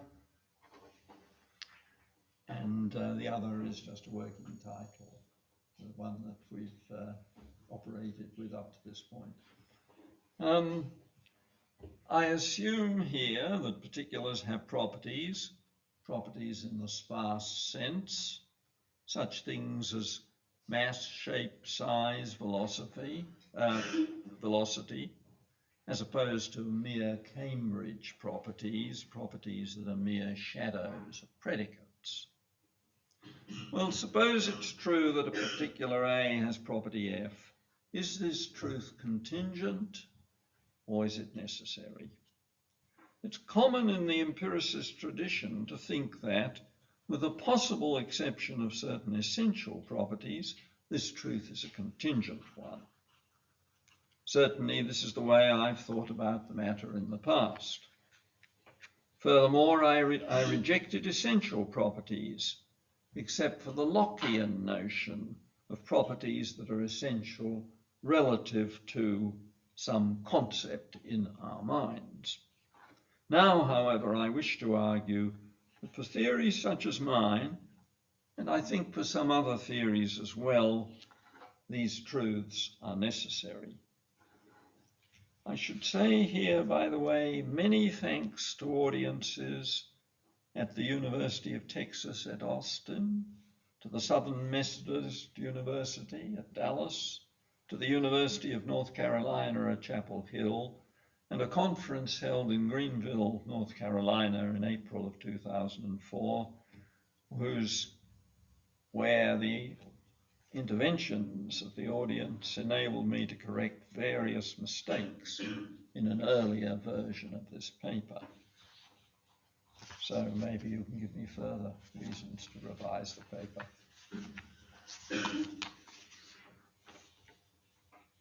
Among those philosophers who accept properties in re, there are a number of different theories about the nature of properties, and a number of different theories about the way properties stand to the particulars that are said to have them. Of particular interest to us here is first the dispute between those who take properties to be particulars, tropes, and those who take properties to be universals, and second, the dispute between those who take particulars to be bundles of properties and those who take properties to be attributes of particulars. Since these disputes are largely independent of each other, this leads to four types of position: bundles of tropes, bundles of universals, tropes as attributes of particulars, universals as attributes of particulars. What I shall argue is that for each type of theory, it is plausible at least to think that such predications are necessary. Famously, David Lewis always remained neutral between the positions just sketched. But I argue that he too should have embraced the view that these predications are necessary. Well, start with bundle theories. And it won't really be necessary to bother about the question whether the bundle is a bundle of universals or of tropes. For is it not clear that if a particular is just a bundle of properties, then it's a necessary truth that any particular property is a member of the bundle? We may not know just what properties a certain particular has, but for each such property, it's necessary that the particular has that property, because the property helps to constitute what that particular is. The situation seems to be just a particular case of class membership. A's being F on this view is a matter of F being a member of the class F, G, H, where the members bear to each other a certain bundling relation. And the relation of a member of a class to its class is, of course, a necessary one. Now, a natural reaction to this little argument, it is quite a little argument, one I would have had myself in the past, is that it's nevertheless possible that the bundle as a whole might have existed except that it lacked F. And if this is true, does it not show that in some less superficial sense, F's membership of the bundle is contingent? Well, in reply, I concede, rather grudgingly, that this does show that a sense can be given to it is contingent that A is F. But the point to be insisted on is it's not a sense that stands on in any contradiction to. It is necessary that A is F. I'm indebted to John Hyle for this way of putting the matter. For after all, A without F is something less than A, and therefore is not A. All that is true is there's something continually, genuinely contingent involved. I grant that the particular A is a contingent being. Propositions A exists as contingent, hence A might not have existed. Furthermore, I grant that there might have existed at the same time and place a counterpart of A, something that closely resembles A, although it is not A. And if anyone chooses to call that contingency, so be it. But this is, as just argued, a contingency compatible with the necessity of the truth that A is F. It's a fundamental principle of modal theory, I suppose, that if a truth is necessary, then it can't also be contingent, and vice versa. And I think the principle should be upheld. So I argue that this story about counterparts, a story that I accept, does no more than explain why, given a bundle theory, we might wrongly think that A is F is contingent. Well, that brings us to David Lewis. David Lewis's theory of possibility is really, I think, no more than a variation on this theme. He analyzes the possibility that a particular in our world, such as the late Hubert Humphrey, who was a US politician some way back, might not have had some property that he actually does have in the following way. It's a matter of the counterpart of HH in another world than this one, lacking that property, but otherwise closely resembling the original particular. And against Kripke's initially strong-seeming objection that we want the possibility, after all, to be not a possibility for some being in another world, but for our Humphrey, Lewis contends, and I think with great force, that it's impossible we can do any better than a counterpart that cannot strictly be identified, as Lewis insists, with the actual Hubert Humphrey. But if so, then it's surely necessary that Humphrey has just the properties he has and no other. If it's impossible for him to be different, then it seems to me that's a way of saying that he has his properties necessarily. So I think that means that Humphrey does not have his properties contingently. Again, Lewis's counterpart story can explain why we might be led to think or say that Humphrey has his properties contingently. But I think it cannot be an analysis of that contingency because there's no such contingency to give an account of. For it is, or it should be, of the essence of contingency that it's incompatible with necessity. And Lewis himself has given us the reason why it's necessary that Humphrey has the properties he actually has. It's because his counterparts cannot be him. Well, that's what I say about bundle theories and about David Lewis. Subject attribute with tropes. It's not quite so obvious that subject attribute analyses of particulars must yield the necessity of predications. That's because a subject attribute analysis creates a certain distance between a particular and its properties, a distance not present in bundle theories. On the subject attribute view, the particularity of a particular is not exhausted by the bundling together of its properties. They are bundled together in some way, but It's not exhausted by that. But if so, cannot we introduce the notion of the bare or the thin particular, which has its properties contingently? Mere bundling is essentially a bundling of certain items. Bundling is therefore like the class operator. Just what is bundled is of the essence of the resulting entity. Given a subject-attribute analysis, you might think the subject, the particular, seems to stand in some way or degree outside its properties. So may not the connection between subject and its attributes be contingent?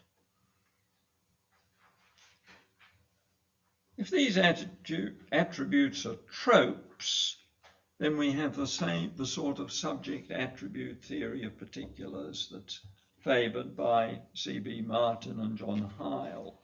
They substitute tropes for universals. They hold further, in Martin's phrase, that tropes are non-transferable. By this is meant that it's part of the being, part of the identity condition of a trope, that it's a property of the particular that it's an attribute of. A minor dispute in trope theory may illustrate this view. Consider two exactly resembling tropes that are attributes of different particulars. Is there a possible world in which the two tropes are swapped around between the two particulars? I used to argue that trope theory is forced to accept this as a possibility, but then I said further, it's doubtful that it is a genuine possibility. This swapping problem, of course, is at best a minor difficulty for a trope theory. And if the tropes are non-transferable, as Martin and Heil claim they are, then the difficulty vanishes. There's no such possibility. But I think with non-transferability there comes necessity. Given this particular and this trope, then the trope must of necessity attach to this particular. At least once you're given the thing and the trope, there must be necessary attachment. The particular and the trope are presumably contingent existences, but once they exist, their place in the world is fixed. So on this view, the true predication of trope is or should be a necessary truth, or something very close to a necessary truth anyway. Now, I then have a bit of discussion about how they establish this result, which I think I'll leave out, which I think I'm not entirely happy with their argument to establish this result. But I think I'll just leave that out. I do want to say one thing about non-transferability, though, before leaving it. If you have this view of tropes that they've just got to stick with the particular that they're the particular of, the ordinary particular that they're the particular of, it, as it were, glues tropes to their particulars, a very strong metaphysical glue.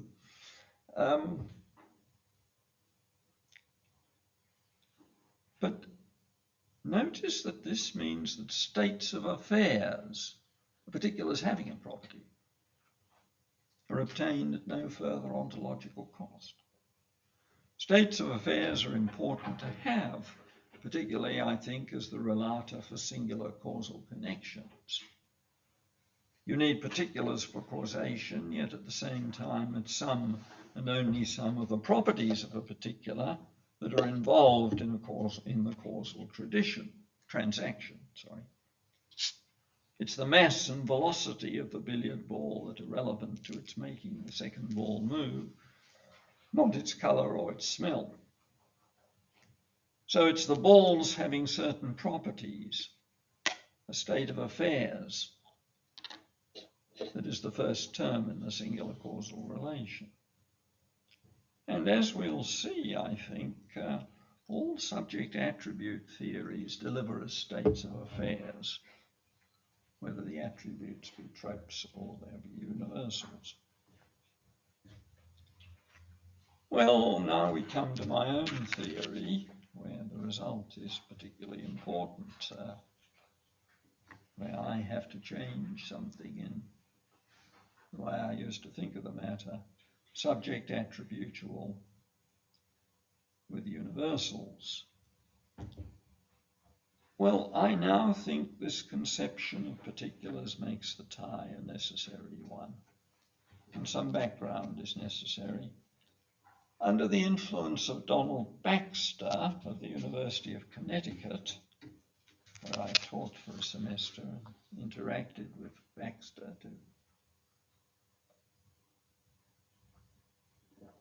greatly to my benefit,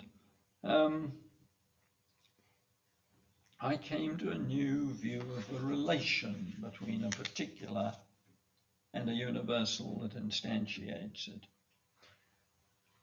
Baxter starts from a variant of the problem of the fundamental tie that we've just seen in the case of the Martin Heil view. In their view, the tie holds between particulars and their properties, with the properties conceived as tropes. But Baxter started by asking how we're to understand the link between particulars and properties conceived of as universals. His paper's been published now in the Australasian Journal for 2001, I think. One of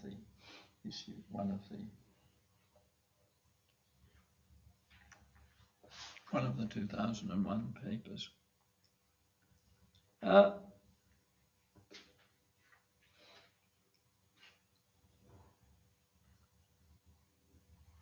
Now, how are we to understand the link?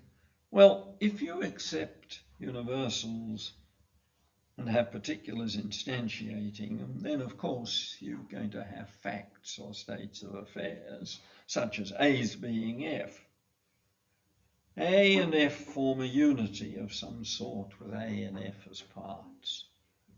A and F are linked in some special way. They form this fact or state of affairs.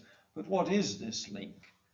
Baxter's suggestion is this, that what we have here is a partial identity of the particular and the universal. As I now see it, this partial identity is constituted by the fact that the property universals are actually parts of the particular, at least if we confine ourselves to the non-relational properties. A term that I find convenient for these special parts is constituents, although I don't think of this bit of terminology as solving any ontological problems. In the past, I half recognized this point, but I distinguished between the thin particular, which was the particularity of a particular abstracted from its properties, and the thick particular that included these properties. This left the problems outside and merely contingently connected to the thin particular, leaving the fundamental tie between the thin particular and the universals a very puzzling matter. And led me to say that Bertrand Russell could have been a poached egg, because in one of the famous tropes, in another sense, of this dispute, because, I mean, after all, Russell just taken as a thin particular would accept poached egg properties just as well as Bertie properties.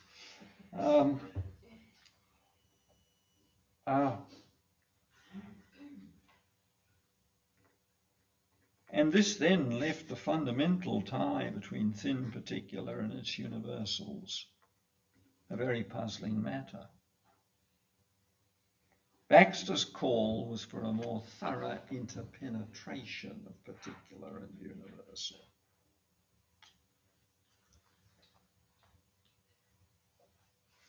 Thinking about it, what has to be done, I thought, is rethink the notion of the thin particular.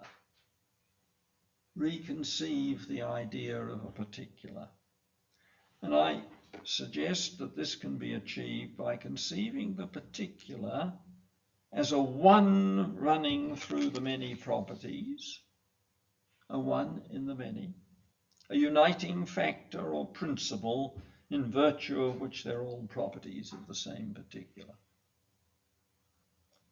This comes closer to the bundle theory, you'll see, but I don't think it's the bundle theory. The factor of particularity, though inseparable from the universals it unites, is not analysed away as it is in bundle theories. And by the way, this account of particulars seems to be as much available to those trope theorists who accept a substance attribute account as it's available to upholders of universals. I think they could, and I think should, think of ordinary particulars as ones that run through many tropes, in virtue of which the tropes are all properties of the one particular. But bringing the universals thoroughly within their particulars meant disagreeing with Baxter at a vital point. He continued to hold that it's contingent matter what particulars instantiate what universal. I give references to a couple of points in his article where he says this explicitly. But it seems to me that if a universal is partially identical with its particulars, then it'll be necessary that the particular instantiates that universal. A particular that did not instantiate that universal would not be that particular. So I now think that where F is a universal and A has F, it's a necessary truth that A has property F.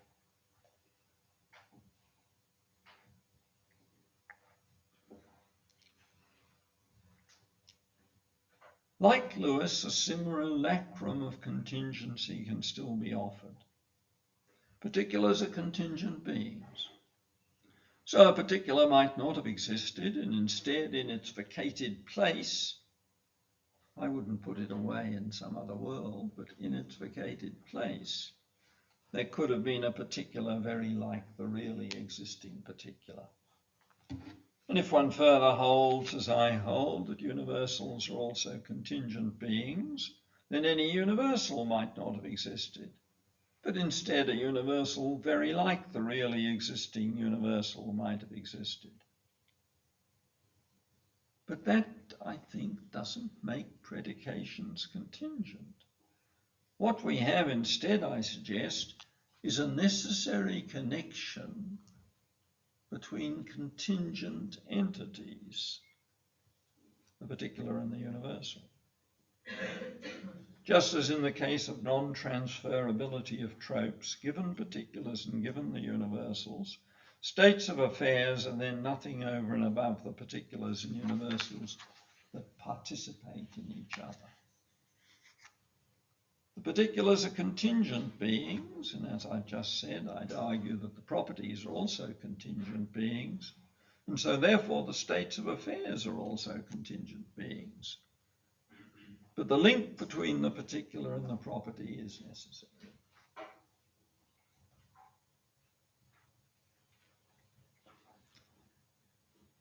Here now comes a wonderful reflection, I think. Maybe the young Socrates in Plato's Parmenides got it right first go.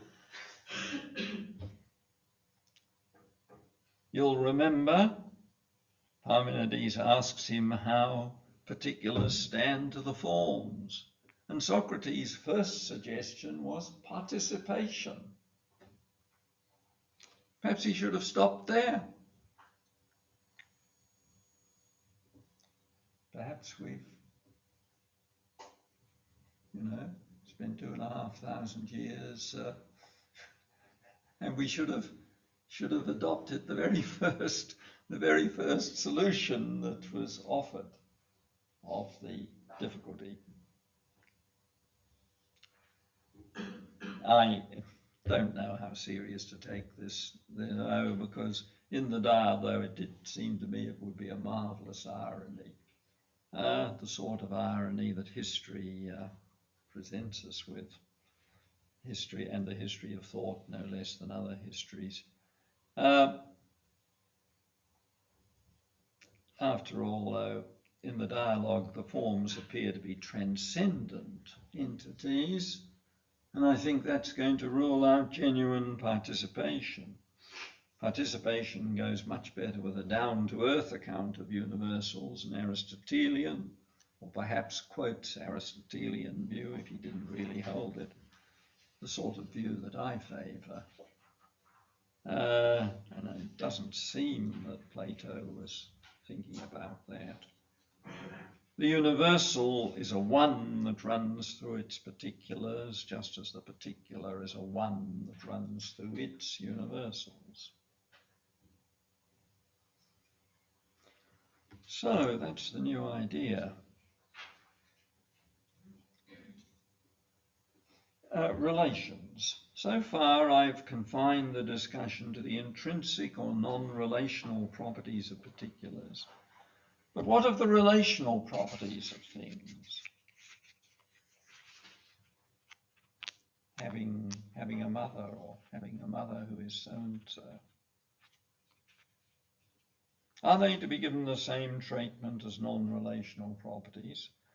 I think not the same treatment, but it will be better at this point to switch the discussion to relations rather than relational properties. And a fairly traditional way of classifying relations in metaphysics. Sorry,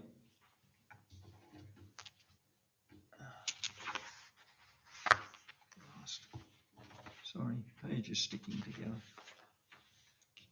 A fairly traditional way of classifying relations in metaphysics, going back to Hume at least, is to internal and external relations. He didn't use that terminology, but where internal relations are those necessitated by their terms.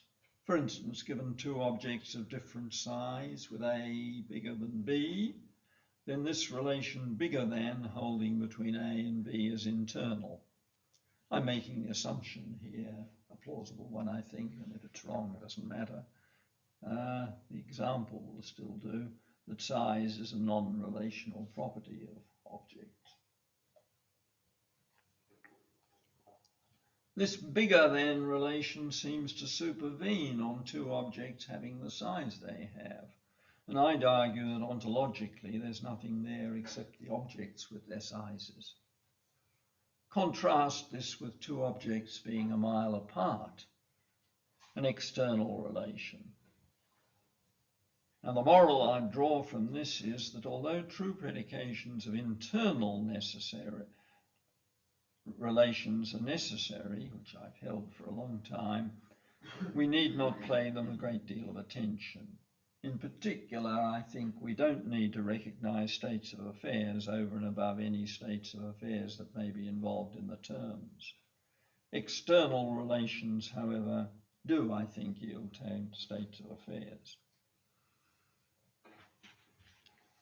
Concentrating then on external relations, how do they stand to their terms?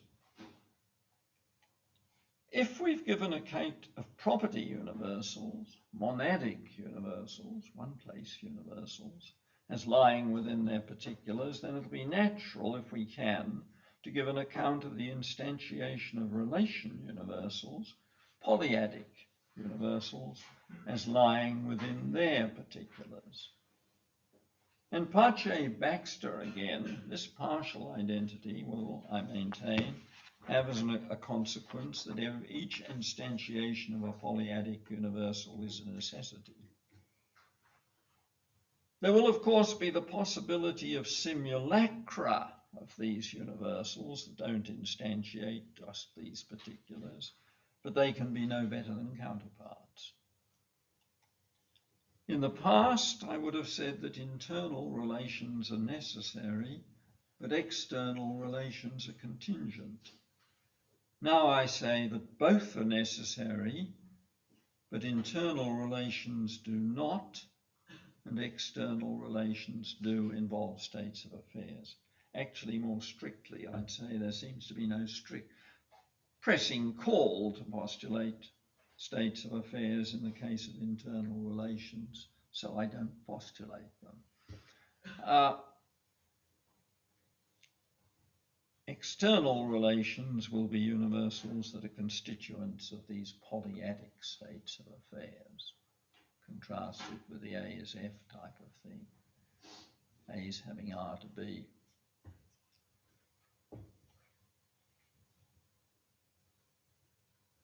But how are to be external relations within their instantiating particulars? It might seem a rather opaque idea, even by the standards of this paper, you might think. My present idea is to provide more clarity by exploiting the link between external relations and what I call structural properties. I think this gimmick is quite interesting because it could be used independently of all that I've said so far, and it's quite interesting in its own right, as it were. Structural properties are monadic, but they attach to a particular in the virtue of the way that the proper parts of that particular are related to each other. For a simple example, think of a blade and a handle fitted together to make a knife. Having a blade and a handle standing to each other in this way is a structural property of a certain object. The object that is the mereological sum of this blade and this handle.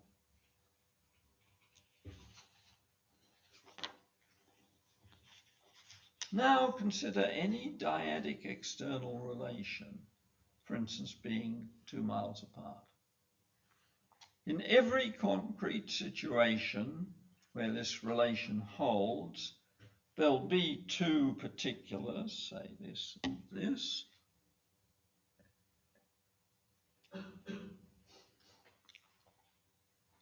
And so the particular will have a structural property or monadic property, having at least 2 parts separated by 2 miles. And you might specify the parts, indicate them. The suggestion then is that it's this monadic structural property that is a special sort of part of the special sort of particular that has this structural property. Now, the idea is that you're to take this, the mereological sum of this and this, you take these 2 things as a particular, and then say, well, it's got a structural property, and this is a way to deal with external relations.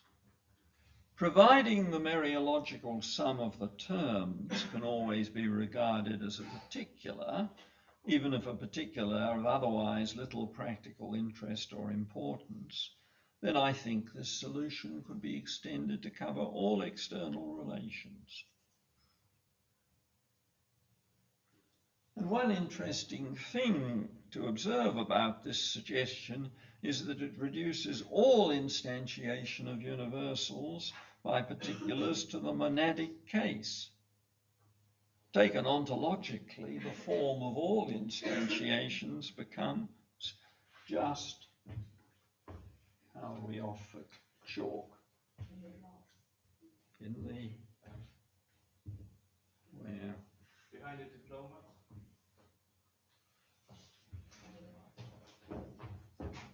Where's this? Oh, in here, in the class. Sorry. Right, good, thanks. The logical form of all cases becomes X is P, where P, and in the case where it's a structural universal, the P will be a structural property. We now are accustomed to write, of course, RAB, that's how. But if we can take if we can take A plus B as a mereological sum, then we can exhibit this as a property, a structural property. I'll put it in front. I'll put it in front. I'll put it in front. I'll put it in front. Well, I thought I'd make this to be just 3 disputes of properties, because the 4th dispute is the matter for the next paper, which it's better covered in. So I'll just talk about 3, the first 3 of the 4 disputes about properties here. Now, the first is universals versus tropes. Now, that issue has been exceedingly well canvassed in recent decades, and a certain fatigue and boredom may even have set in. Everybody's getting to know the moves that the others will make. And that's the question whether properties should be conceived of as universals or as particulars.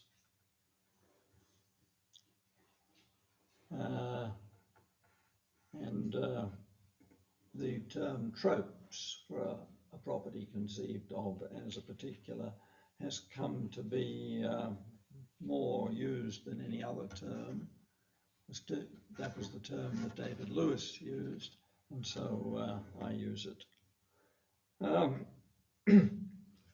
It's very well known since the work of Donald Williams, the Harvard philosopher, that tropes may be collected into equivalence classes closed under the relation of exact similarity,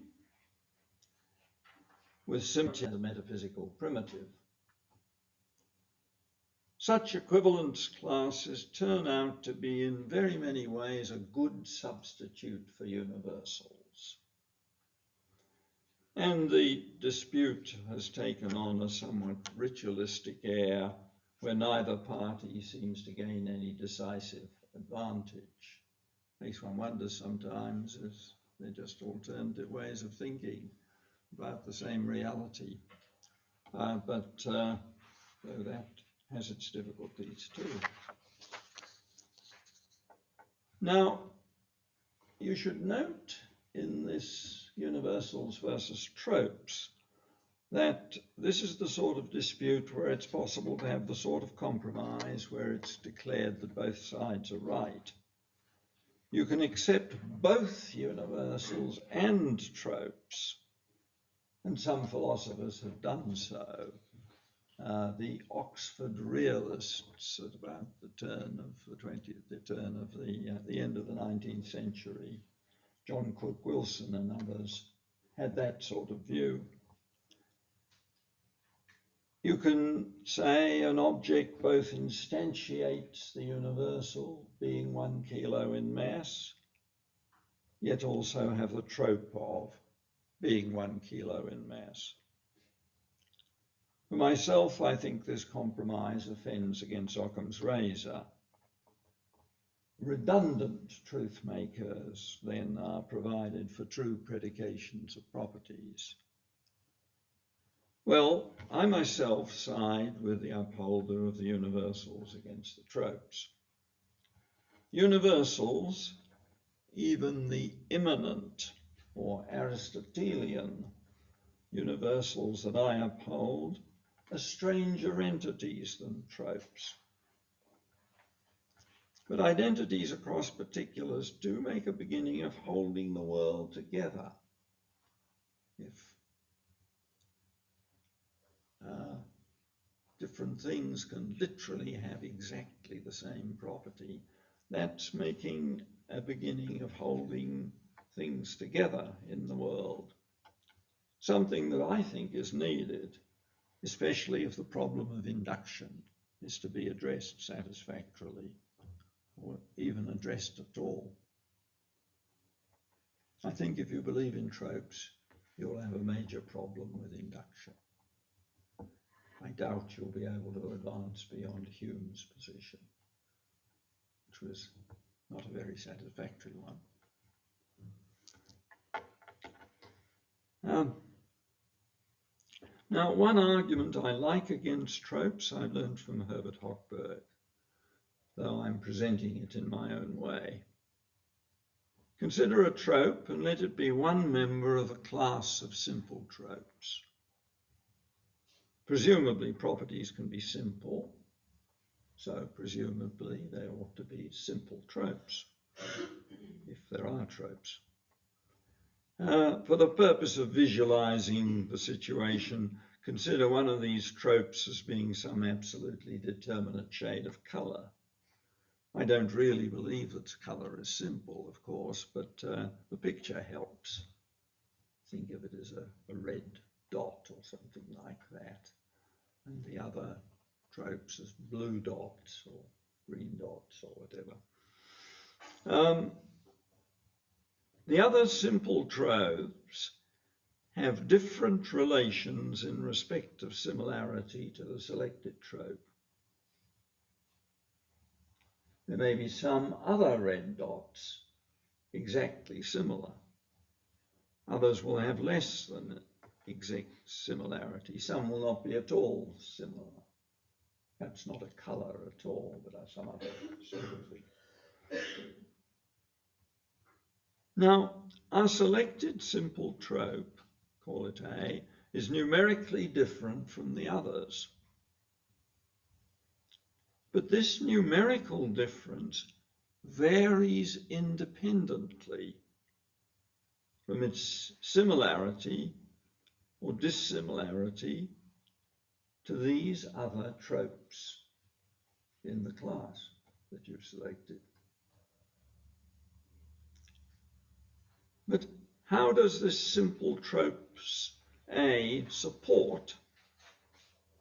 How does it act as one side of the truth maker for all these different relationships?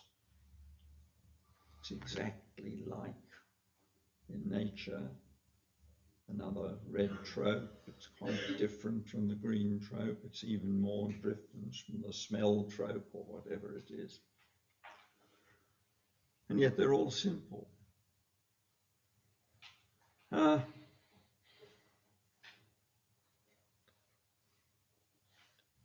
could it support all these different relationships and yet still be simple?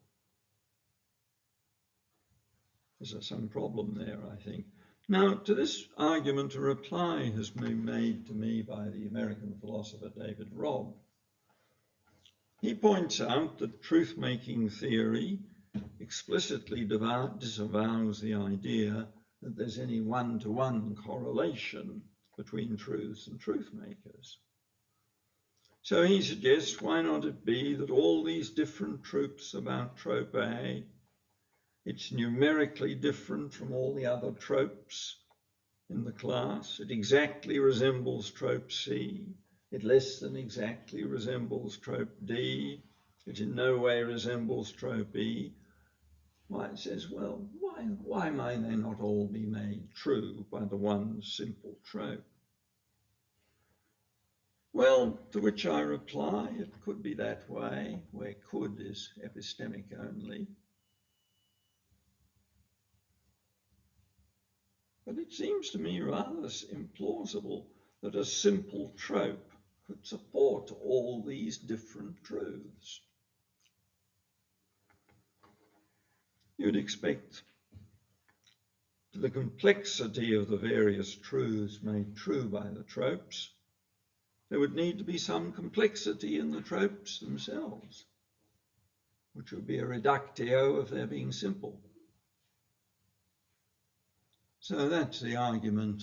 Originally, it's an argument put forward by Herbert Hochberg, as I said, in a somewhat different way that makes me think still that the universals have advantage over the tropes. Well, that's that issue. Substance attribute versus bundles. How do properties stand to the particulars that have these properties? We're dealing, of course, I should have mentioned here, always with sparse properties in David Lewis's sense. The sort of properties that we'll think important in the scientific conception of the world.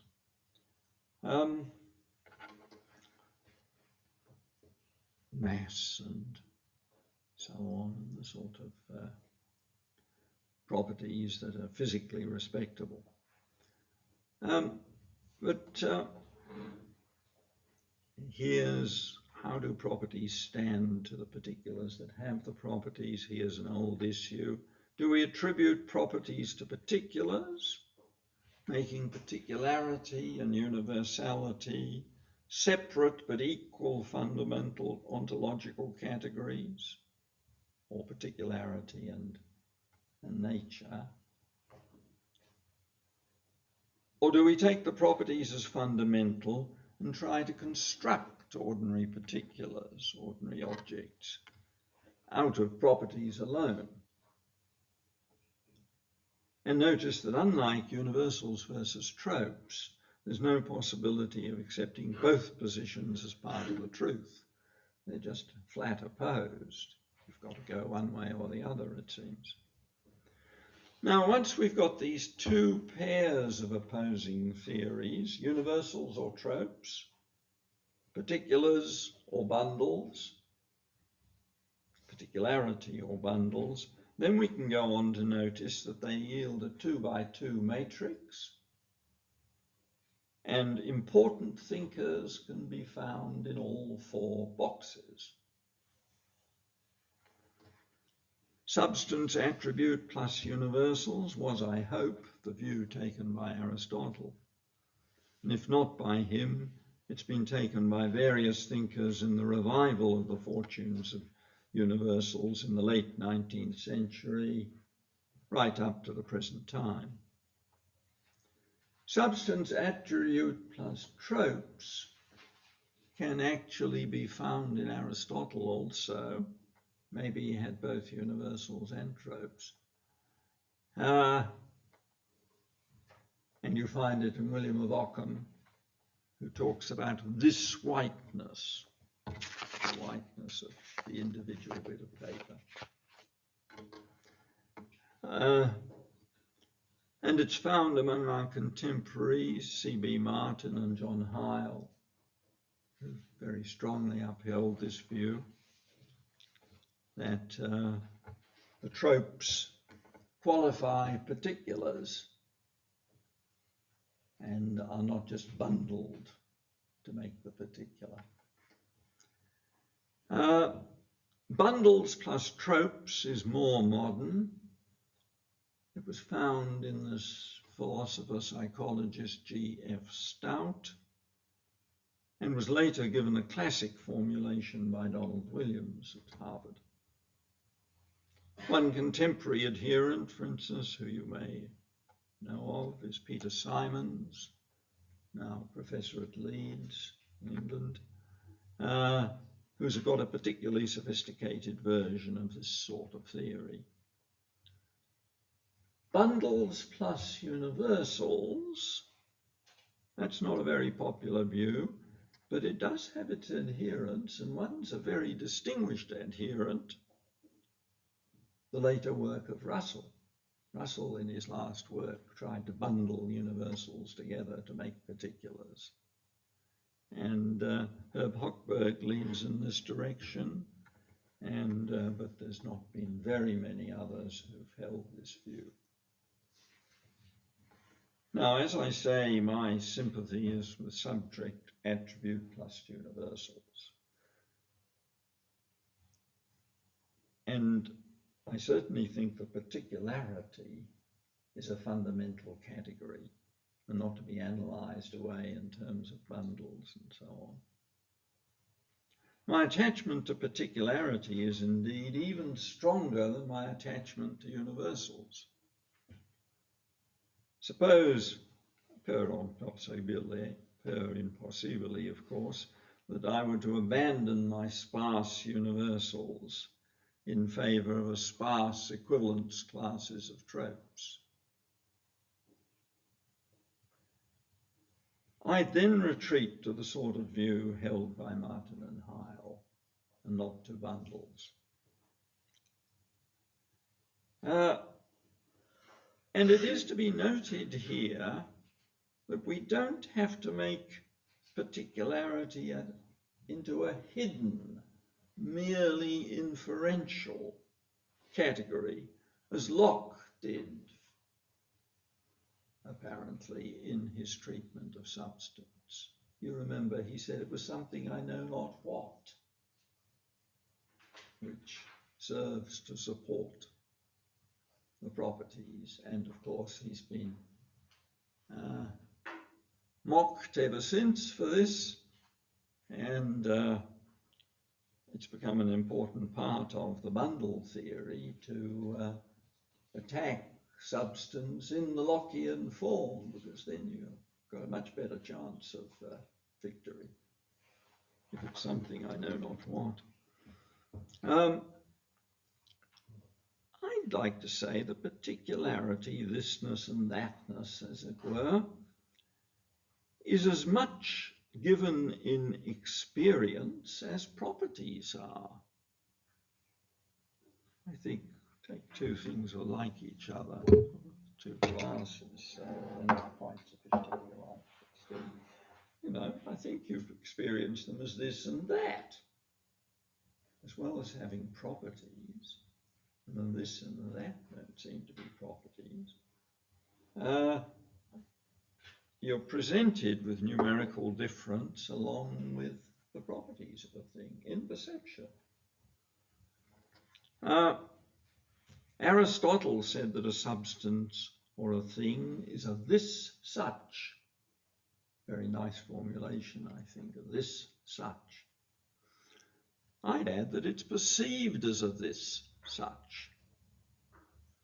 By contrast, I think that bundle theories have great difficulty with the metaphysics of the uniting principle or the principles of bundling. Well, you might say that the link between irreducible particulars and their properties is exposed to just the same sort of difficulties, but in this paper I say wait till later in the paper. Actually, you'll be waiting until next lecture, if you can manage to come to that. Okay, well, that's all about that substance attribute versus bundles, another of the great disputes cutting across the domain. And now, categorical properties versus powers.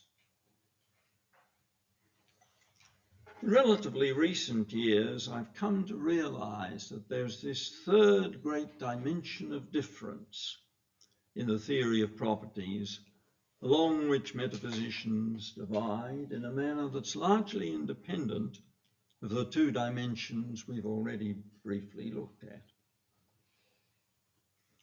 This is the difference between a categorical or quality account of properties and one that sees them as dispositions or powers, powers to act and be acted upon. And by the way, I'm accused of introducing the term categorical, but I think that's definitely not the case.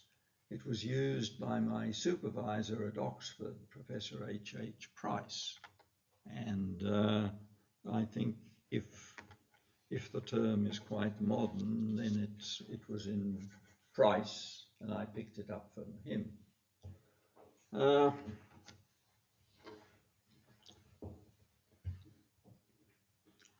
Now, the categorical or quality account, this might be called the British empiricist or the British analytic conception of properties.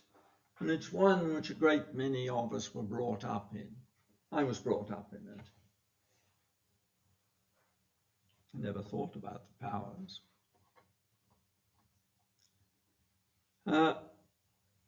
The original inspiration of the other conception goes right back to Plato's Eleatic stranger in the Sophist, who suggests that the mark of being is power.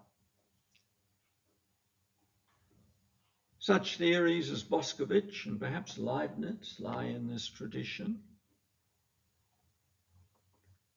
And in recent times, Rom Harry and E.H. Madden, that was back in 1975, revived the idea of a metaphysics of powers.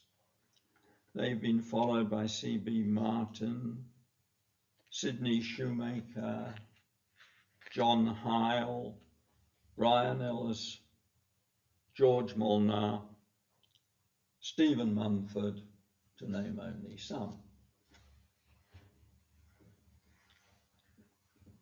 The special mark of powers is that it is of their essence that they have what the late George Molnar, in a brilliant phrase, I think, called physical intentionality. It's at the essence of property powers that objects having them bring about or probabilify certain effects. Objects do this either by themselves or perhaps in conjunction with further objects also having property powers. In normal cases, at least, the objects act on what Martin calls reciprocal disposition partners.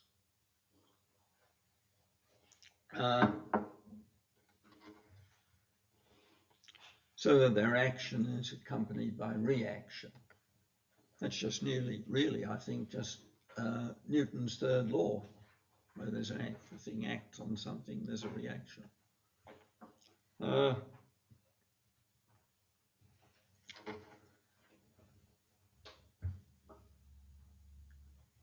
The totality of powers acting in a certain situation involve, and this is metaphysically very interesting, a necessary connection between cause and effect. Or if the total cause is probabilifying only, as it is on the interpretation of quantum physics, that is, of course, a ruling conception, a necessary connection between cause and the properties is dispositional. In the quality or categorical account of properties, however, the job of finding truth makers for dispositional truths is done by the laws of nature, laws that have traditionally been brewed in the fashionable terminology of supervenience. Humean supervenience is denied for the laws. On that view, a regularity theorist upholds supervenience, Humean supervenience. If you're given all the regularities, why? That's all you need to get the laws. Now, let's go back to the conception of properties as powers, powers to act and be acted on. A big question arises. Are all properties powers? Power theorists divide here. Some, such as Molnar and Ellis, think that some properties are not powers. Spatiotemporal properties and properties in spatiotemporal relations, they're quite attractive candidates for the properties that are not powers. At the other extreme, Sidney Shoemaker maintained that every property was a power and nothing but a power. In the course of controversy with Richard Swinburne, Shoemaker explicitly included relations along with properties.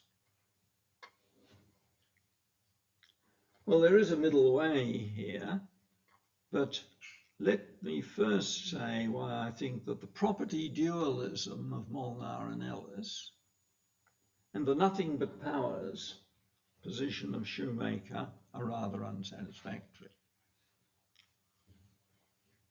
I don't claim to refute them. I mean, it's very hard to refute a metaphysical position, absolutely.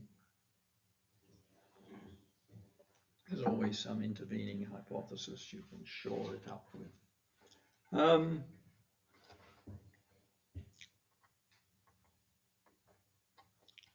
If not all properties are powers, if you want a power theory, but you admit that some, or you allow that some properties are not powers, then the mode of operation of the non-powers requires to be spelt out. The non-powers can hardly be epiphenomenal. They must make some causal contribution to the operation of powers. Newtonian gravitation, if we work with that, for instance, is a matter of gravitating bodies acting on each other in virtue of their masses. And given a power theory, I suppose the masses of bodies must surely be thought of as powers, powers to attract other massive bodies. The gravitational forces, of course, being inversely proportional to the distance. So distances must surely get into the act. But if you say that distances are non-powers, how do they do this? It would seem the gravitating bodies involved must somehow be sensitive to the distances that they're apart. But sensitivity is a causal notion, of course. And since the distances are not powers, given the theory we're looking at, it would seem there's no argument for the contribution of distance being necessary. But if there's a contingent factor involved in gravitational causation, then gravitation is actually a contingent matter. The contribution of distance might have been such that an inverse cube law held instead of an inverse square law. So,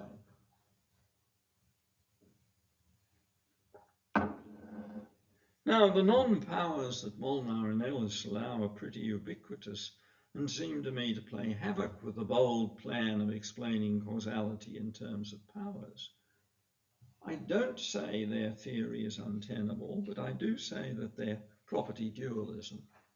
Some properties are powers, others are categorical, leads to an unattractive theory, with the causal role of the non-powers very obscure, I find. Well, what about then about the quite opposite view that takes all the sparse properties to be nothing but powers? This view was the view of the Shoemaker for many years, he may have changed a bit now, runs into a quite different problem. All serious distinction between powers and the manifestation of powers gets lost. Powers, of course, may or may not be manifested. What's involved when they are manifested? Well, a manifestation's an effect, and an effect will be a matter of some particular or particulars, either gaining or losing, or sustaining, perhaps, certain properties, including relational properties. But on the hypothesis being considered, these effects themselves reduce to pure powers. As Charlie Martin has put it, it's hard to model a real happening on this account. Hard's a bit of an understatement here. To put it scholastically, the world never passes from potency to act. All these powers, their effects, are just the acquiring of further properties, and those properties are powers, and you're always at the stage of power, never with any manifestation of the power. well, you get a manifestation in that you keep changing what the manifestations are supposed to be, but it's a very strange theory, I think. There may not be a contradiction here, but it's a position I find unbelievable. It'd be still worse if particulars were identified with bundles of properties. The world would be nothing but bundles of dispositions. Really, just nothing but the bundle of dispositions. And I wonder further what would bundle these dispositions. So for this reason, I believe that the best version of a power theory is the one that was held for many years by C.B. Martin, Charlie Martin. It may be called the two-sided theory. Every property has two sides, a qualitative and a power side. And you can see this is a compromise theory, taking something from the categorical account of properties and something from the dispositional account. It avoids Molnar's and Ellis's dualistic theory of properties, and it also meets the difficulty for the pure power view. When a power is manifested, nothing really happens. You just get further powers. In the two-sided view, act is provided as well as potency. Categorical nature changes, the thing changes. The problem for this theory is to spell out the link between the two sides that the properties are credited with by this theory.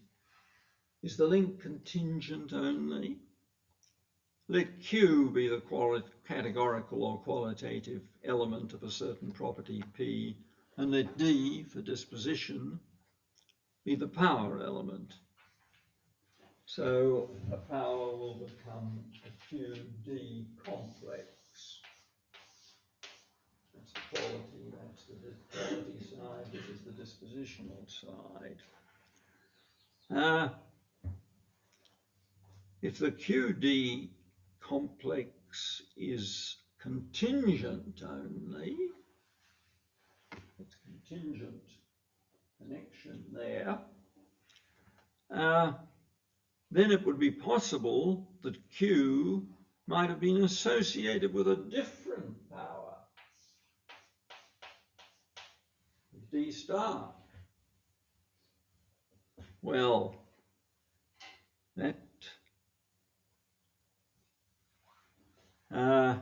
that's just the sort of possibility, sneer quotes for possibility, that power theorists pride themselves on rejecting as not really possibilities. It'd certainly be a very unattractive way to spell out a power theory. So I think the power theory would really have to try saying there's a necessary connection there between the quality side and the power side. The difficulty is that this necessary connection, it's not so bad a difficulty, but it's a bad difficulty, I think, is so opaque, so untransparent a form of necessity.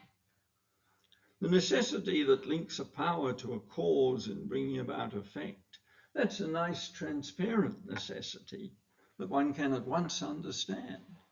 It's built into the whole notion of a power that it's that which brings about certain effects. But the necessity alleged to hold between quality side and power side of properties inside the structure of a property, that's the very reverse of transparency. Not all necessities are justified a priori. We understand in contemporary philosophy that there can be a posteriori necessities, but some justification for postulating them should be given. But nothing but the needs of the theory seems to be involved here. Now, in recent years, Martin, and with him John Heil, who's followed him in the suggestion that what we have in this situation is not a necessary connection between the two sides, but rather an identity.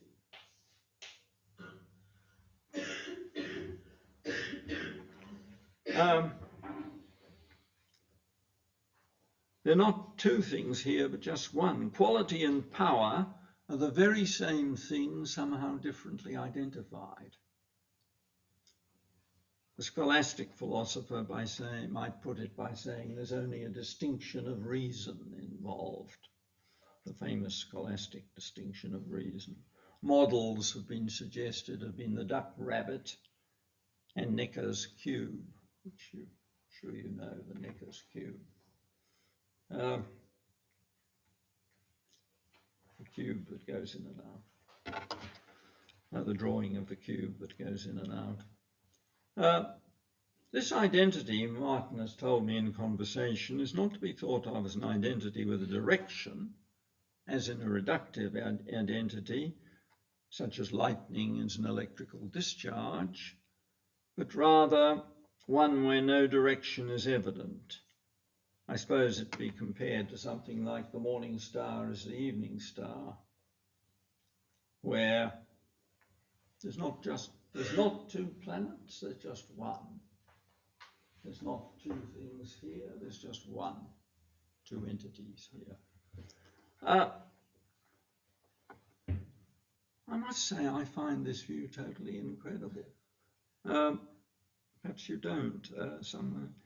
It seems if anything's a category mistake, it's a category mistake to identify a quality, just the sort of the brownness of this table, the quality that it presents with its power.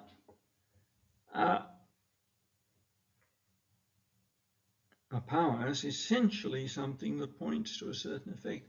I can see how you might say that the quality is just a power not well understood or confusedly understood or something like that. I can see how you might say that. But that would be no good, because then that would collapse back into a pure power theory. But if you're really trying to keep both the quality side and the power side, quality side essentially sort of stays within the property and doesn't move outside it, as it were, and the power side essentially points beyond itself to a different direction. How could they be the same? I don't understand.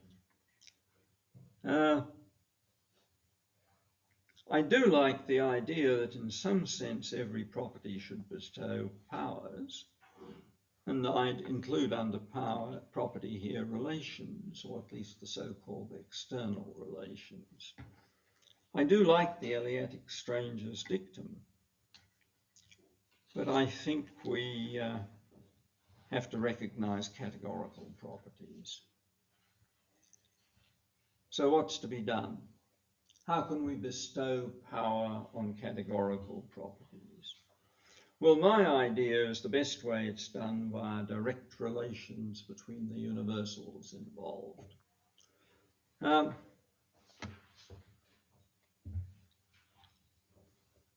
These will give us laws of nature, and then the powers will be nothing more than if you're given the law, you get the powers. Just as in the other view, if you're given the powers, you get the laws. But you don't need both. If you've got the powers, you don't need the law. I say, well, look, if we can have these strong laws, we won't need the powers. Power statements will find their truth makers in the laws, just as in the other theory, law statements found their truth make in the powers. I think that